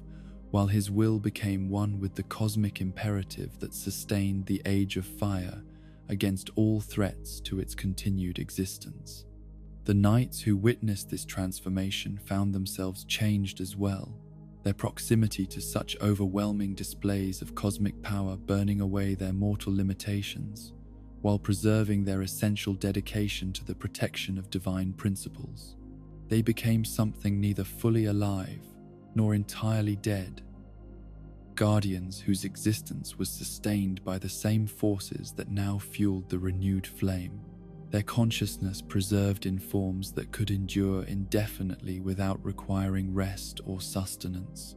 The success of the linking ritual was immediately apparent in the renewed intensity of the first flame, which blazed forth with power that had not been seen since the earliest days of the Age of Fire. The cosmic fire that had seemed destined to fade into darkness now burned with renewed vigor, its light driving back the shadows that had been creeping closer with each passing year,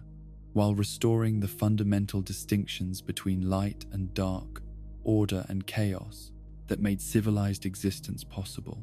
Yet this victory came at a cost that extended far beyond the obvious sacrifice of the individual who had made it possible, for the linking of fire had established patterns and cycles that would define the nature of existence for all subsequent ages.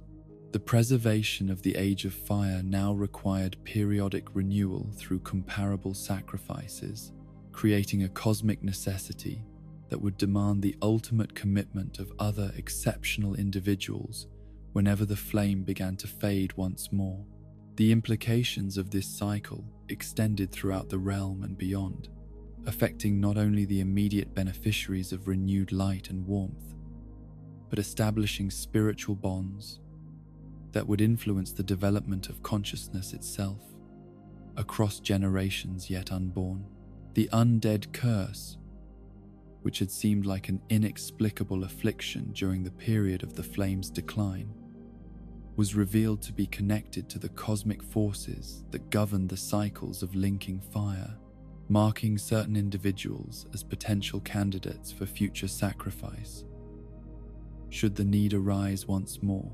The Lord of Cinder, as Gwyn was now known in the few texts that dared record the truth of what had occurred in the kiln, existed in a state that transcended conventional understanding of life and death while remaining bound to the cosmic flame through bonds that could never be severed. His consciousness persisted within the fire itself, no longer capable of individual thought or action, but serving as the spiritual foundation that sustained the renewed age of fire against all threats to its continuation. The kingdom that had been left behind continued to flourish under the renewed cosmic flame, its citizens unaware of the magnitude of the sacrifice that had been made on their behalf, or the cosmic cycles that would henceforth determine the ultimate fate of civilized existence. The Age of Fire had been preserved, but at the cost of transforming its preservation from a natural state into an artificial condition that required constant renewal through the ultimate sacrifice of exceptional individuals. In the depths of the kiln, surrounded by knights whose existence had been transformed into eternal guardianship of the cosmic flame, the essence that had once been Gwyn, Lord of Light, continued its vigil over forces that would sustain the Age of Fire until other souls proved willing to make comparable sacrifices. The linking had succeeded in its immediate purpose of preserving light against darkness,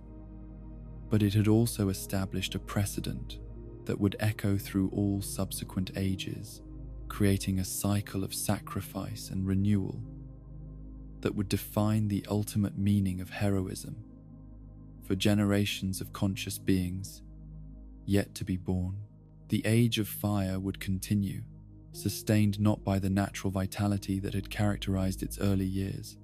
but by the accumulated sacrifice of individuals who chose to surrender their existence in service to causes greater than themselves. And in the heart of the cosmic flame,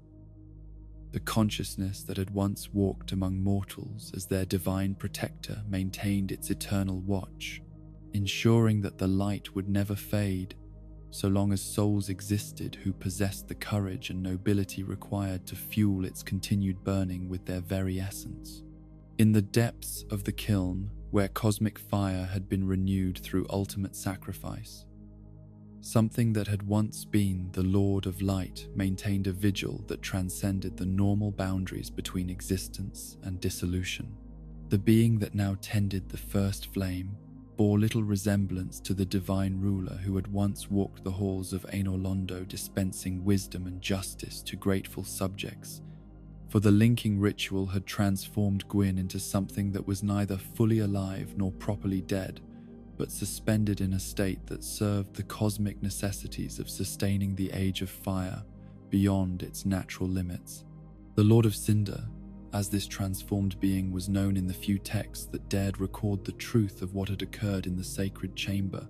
existed in a condition that defied every category that mortal consciousness had developed for understanding the nature of personal identity.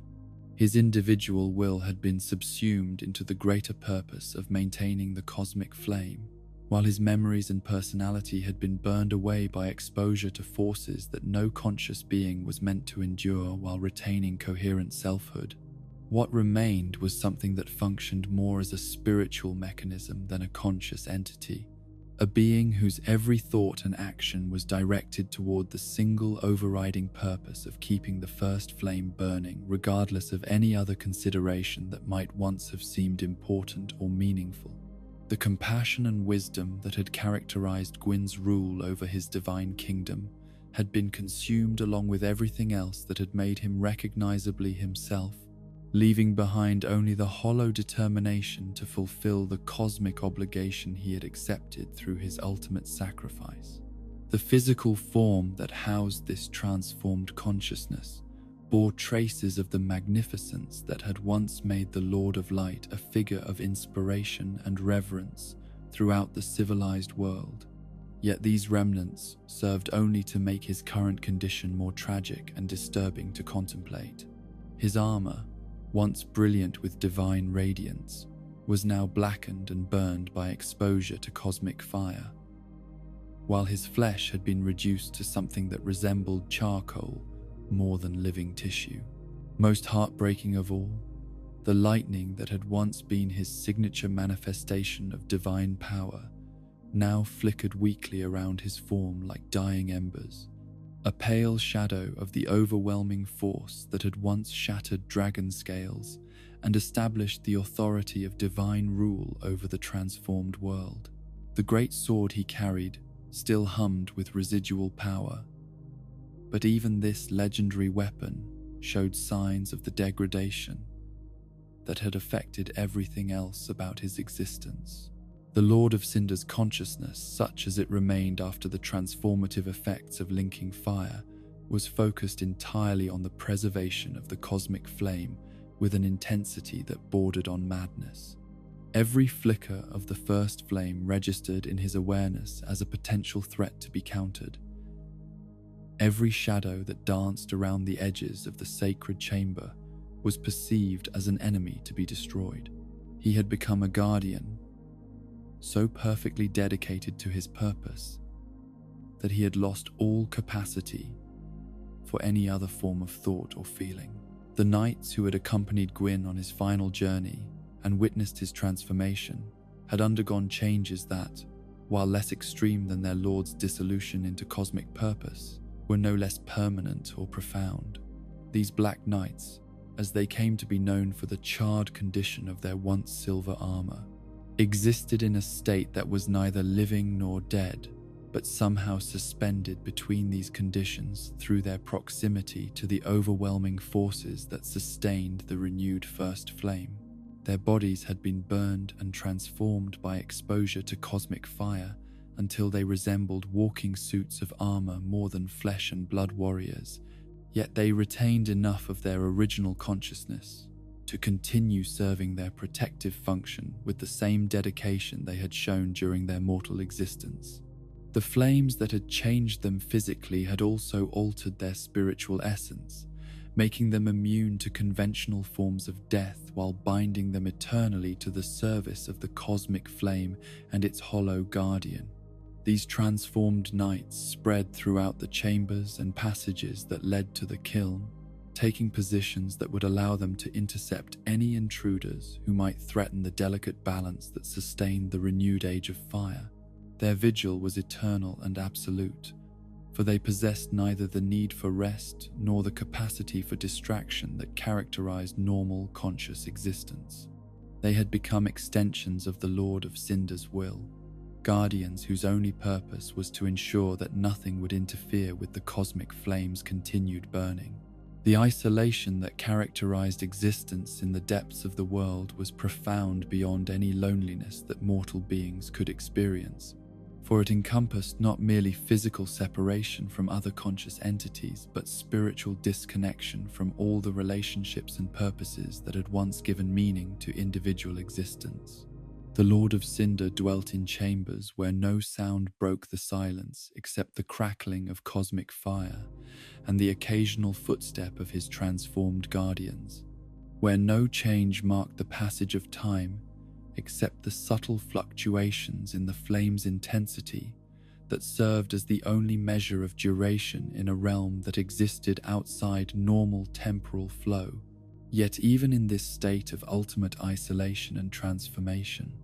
something that might once have been called memory occasionally stirred within the consciousness that tended the cosmic flame. Fragments of his former existence would surface in his awareness like bubbles rising from depths too profound to fathom, carrying with them brief glimpses of what it had meant to be an individual being with hopes and fears, relationships and responsibilities that extended beyond the single overriding imperative of maintaining divine fire.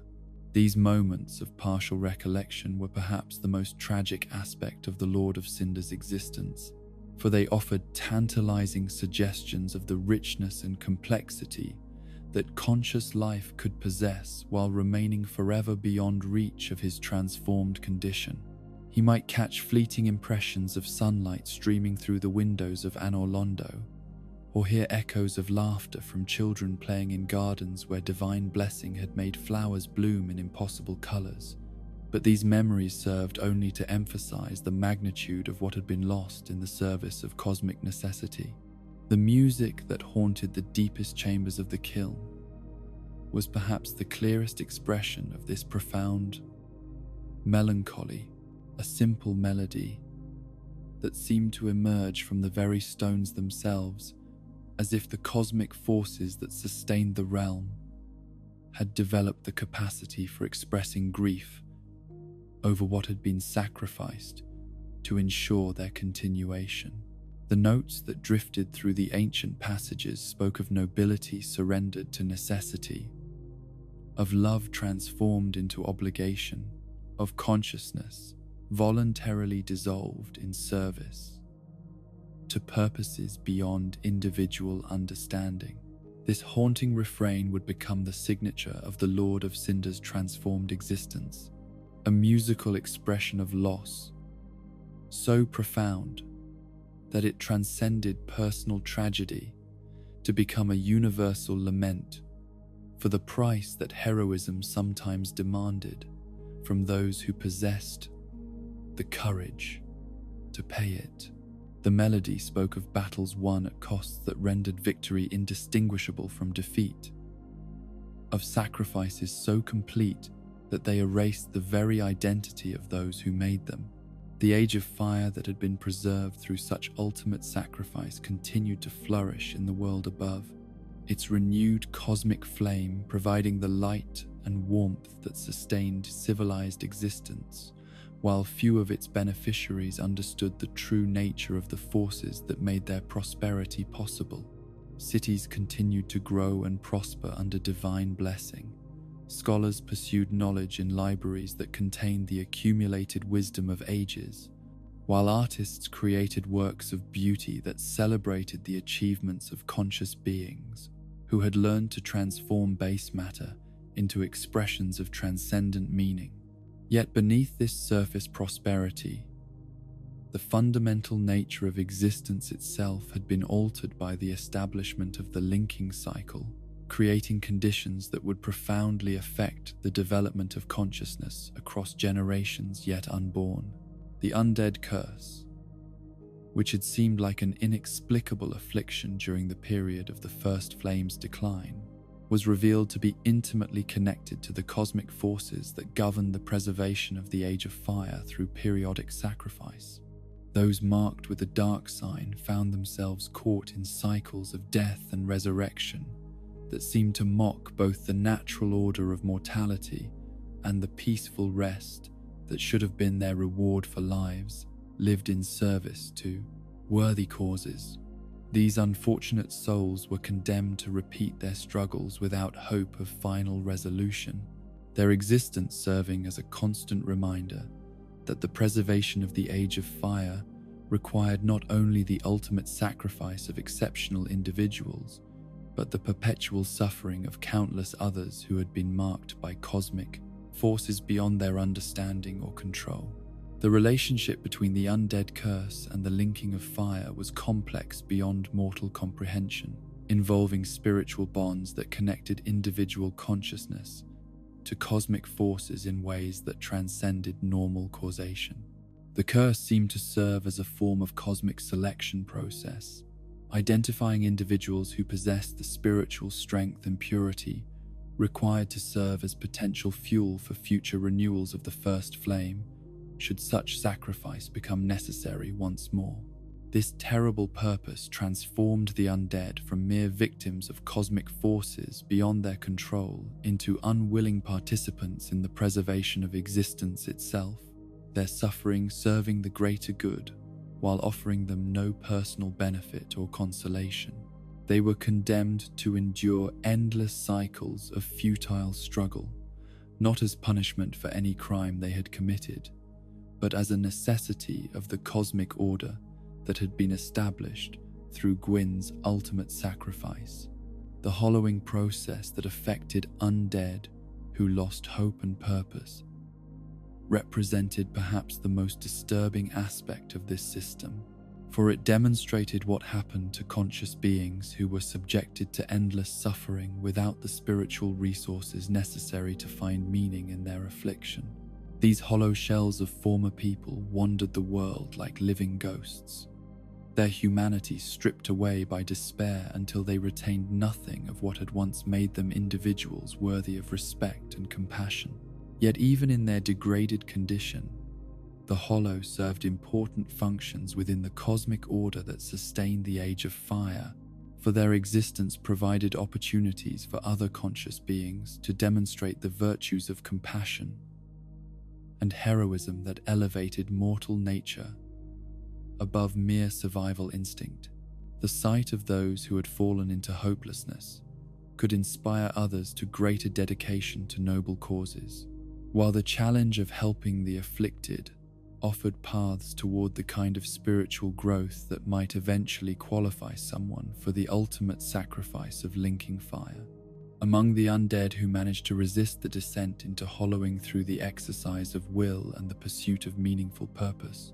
legends began to circulate about the possibility of someday reaching the source of their curse and confronting whatever force was responsible for their condition. These tales spoke of a chosen undead who would possess the strength and determination necessary to penetrate the depths of the world, overcome the guardians who protected the cosmic flame, and perhaps even challenge the Lord of Cinder himself in single combat. Such stories served multiple purposes within the complex spiritual economy that had emerged from the establishment of the linking cycle, for they provided hope to those who might otherwise succumb to despair while also preparing potential candidates for the cosmic role they might eventually be called upon to fulfill. The journey toward the kiln of the first flame was described not merely as a quest for personal resolution, but as a pilgrimage toward understanding of the fundamental forces that governed existence itself. The tests and challenges that such a journey would require were legendary in their difficulty and complexity, involving not merely physical trials that would test strength and skill, but spiritual ordeals that would determine whether the candidate possessed the moral authority and cosmic significance necessary to serve as fuel for the continued preservation of the Age of Fire. Only those who had demonstrated their worthiness through acts of heroism and self-sacrifice that approached the magnitude of divine service could hope to survive the descent to the deepest chambers of the world. Yet even for those rare individuals who managed to overcome every obstacle and reach the heart of the cosmic flame, the ultimate confrontation with the Lord of Cinder would represent a test unlike any other they had faced during their long journey toward understanding. The being they would encounter in those sacred depths bore little resemblance to the noble ruler who had once dispensed wisdom and justice from the throne of Anor Londo,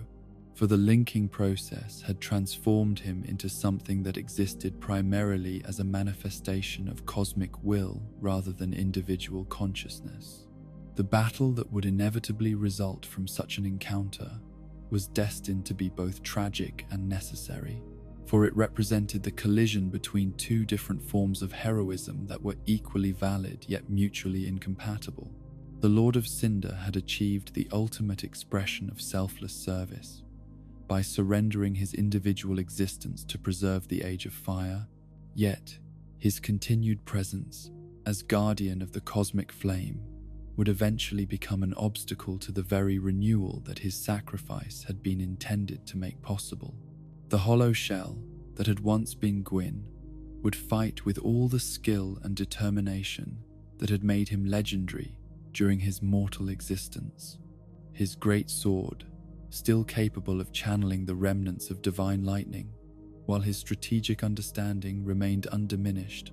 by the transformations that had claimed his humanity. Yet beneath this surface,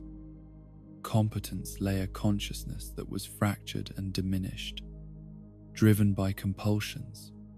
that had replaced genuine choice with mechanical responses to perceived threats. The music that accompanied such confrontations would serve as a constant reminder of what had been lost in the service of cosmic necessity, its simple melody expressing grief that transcended personal tragedy to become a universal lament for the price of heroism. Each note spoke of the fundamental loneliness that characterized existence at the cosmic level, where individual identity was less important than the preservation of principles that sustained consciousness itself across generations of mortal beings. The victor in such a battle would face choices that echoed the terrible decision that had originally created the cycle of linking fire, for they would need to determine whether the Age of Fire deserved to continue through their own ultimate sacrifice, or whether the time had come to allow the cosmic flame to fade and permit whatever darkness waited beyond to claim dominion over existence. Neither alternative offered easy resolution to the complex moral questions that surrounded the preservation of civilized life through methods that required the perpetual suffering of the innocent and the ultimate dissolution of the heroic. The linking of fire, should they choose to repeat Gwyn's sacrifice, would preserve the Age of Fire for another cycle, while condemning the hero to the same fate that had claimed the Lord of Cinder, transforming them from individual consciousness into cosmic mechanism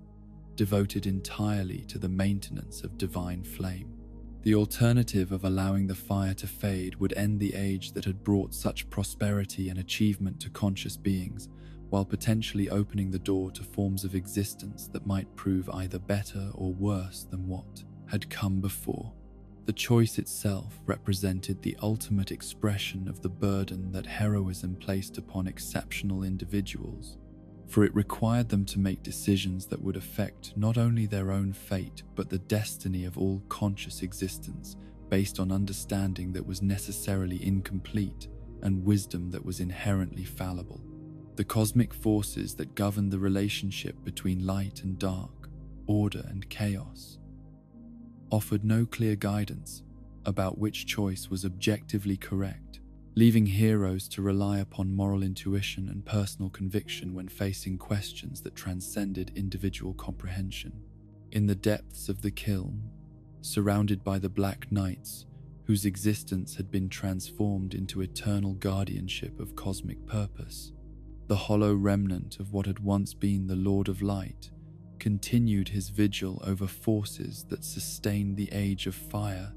through methods that had proven both effective and tragic in their ultimate consequences.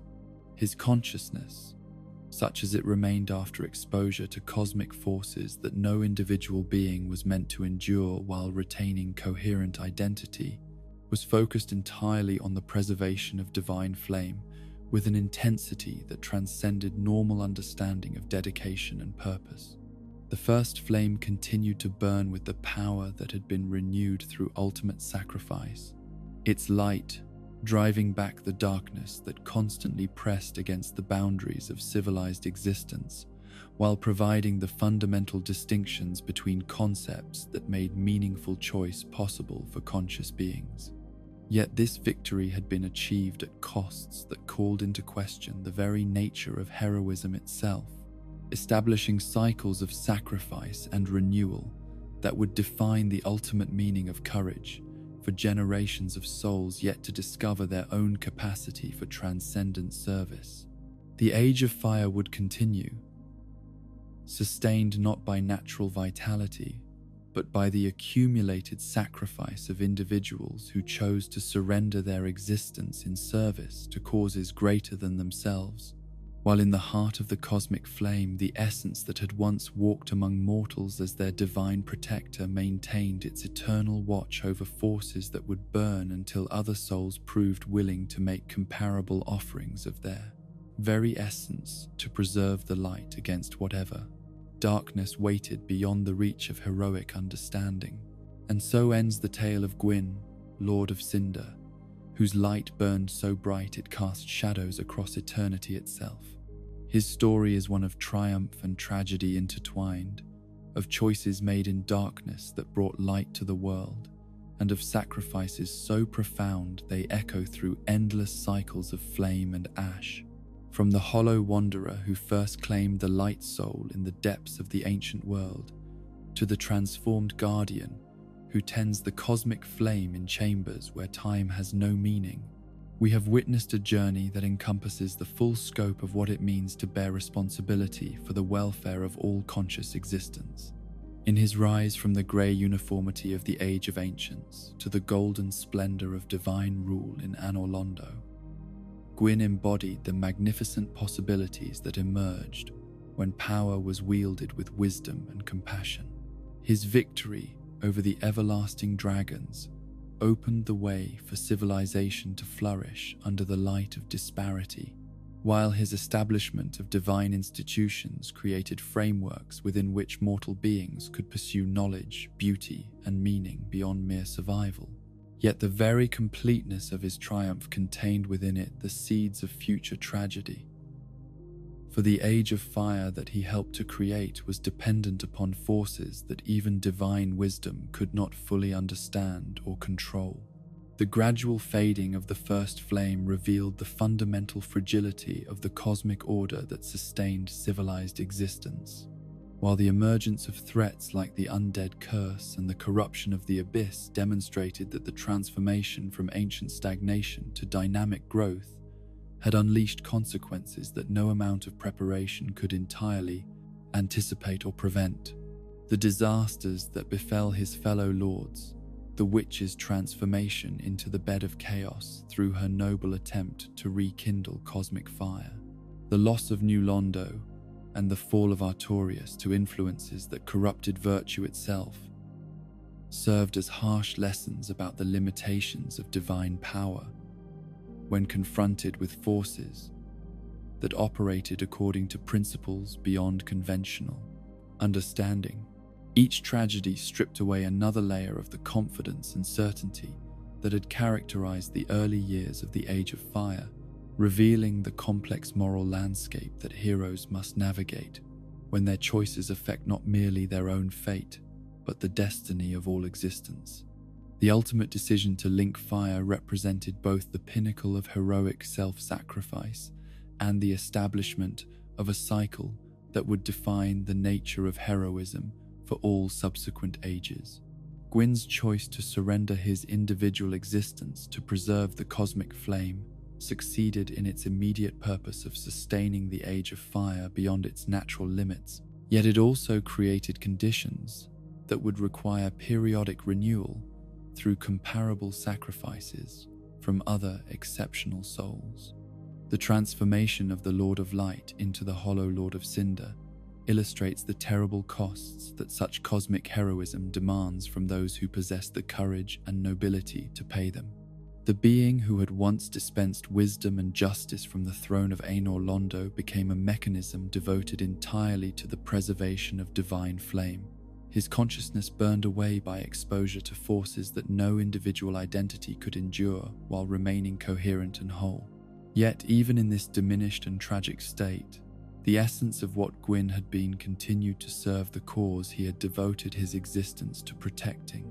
The cosmic flame burned on through his sacrifice, providing the light and warmth that sustained countless generations of conscious beings who would never know the name of the hero whose dissolution had made their prosperity possible. The cycle he established through his ultimate choice created both hope and burden for those who would follow in his path, offering the promise that heroic action could preserve civilization against any threat, while demanding that such preservation come at the cost of everything that made heroes recognizably human. The undead who bore the dark sign and the chosen, who might someday reach the kiln, represented different aspects of this cosmic system, their suffering and potential sacrifice, serving purposes that transcended individual understanding, while testing the fundamental principles upon which moral action was based. In contemplating Gwyn's complete story, from Hollow Wanderer to Divine Ruler to Cosmic Guardian, we encounter questions that have no easy answers about the nature of responsibility, the meaning of sacrifice, and the relationship between individual choice and cosmic necessity. His reign brought unprecedented prosperity and achievement to the world, yet it also established patterns of suffering and loss that would echo through all subsequent ages. Was his victory over the dragons a liberation of existence from sterile perfection, or the beginning of conflicts that would ultimately prove more destructive than the stagnation they replaced? Did his establishment of divine civilization represent the flowering of conscious potential, or the imposition of order that constrained natural development? Was his ultimate sacrifice the pinnacle of heroic virtue, or a tragic necessity that revealed fundamental flaws in the cosmic order he had helped to create? These questions resist simple resolution because they touch upon mysteries that transcend mortal understanding, involving forces and principles that operate on scales beyond individual comprehension. Yet in wrestling with them, we come closer to understanding the true magnitude of what Gwyn accomplished, and the price he paid for achievements that shaped the nature of existence itself. His legacy lives on not merely in the cosmic flame that continues to burn through his sacrifice, but in the example he set of what it means to accept responsibility for the welfare of others, regardless of the personal cost such responsibility might demand. The light he kindled in the depths of the ancient world continues to illuminate the path for heroes who face their own moments of ultimate choice, while the tragedy of his transformation serves as a reminder that even the greatest victories come with costs that test the very foundations of what we believe about justice and meaning. Rest now, chosen undead, and let the gentle crackle of dying embers carry you into peaceful dreams, where the cycle begins anew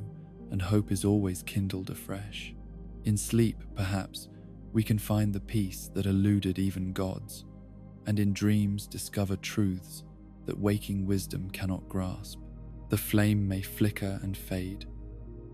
but the warmth of noble sacrifice endures beyond the reach of time or darkness, a reminder that some lights burn eternal in the depths of consciousness itself, illuminating paths toward understanding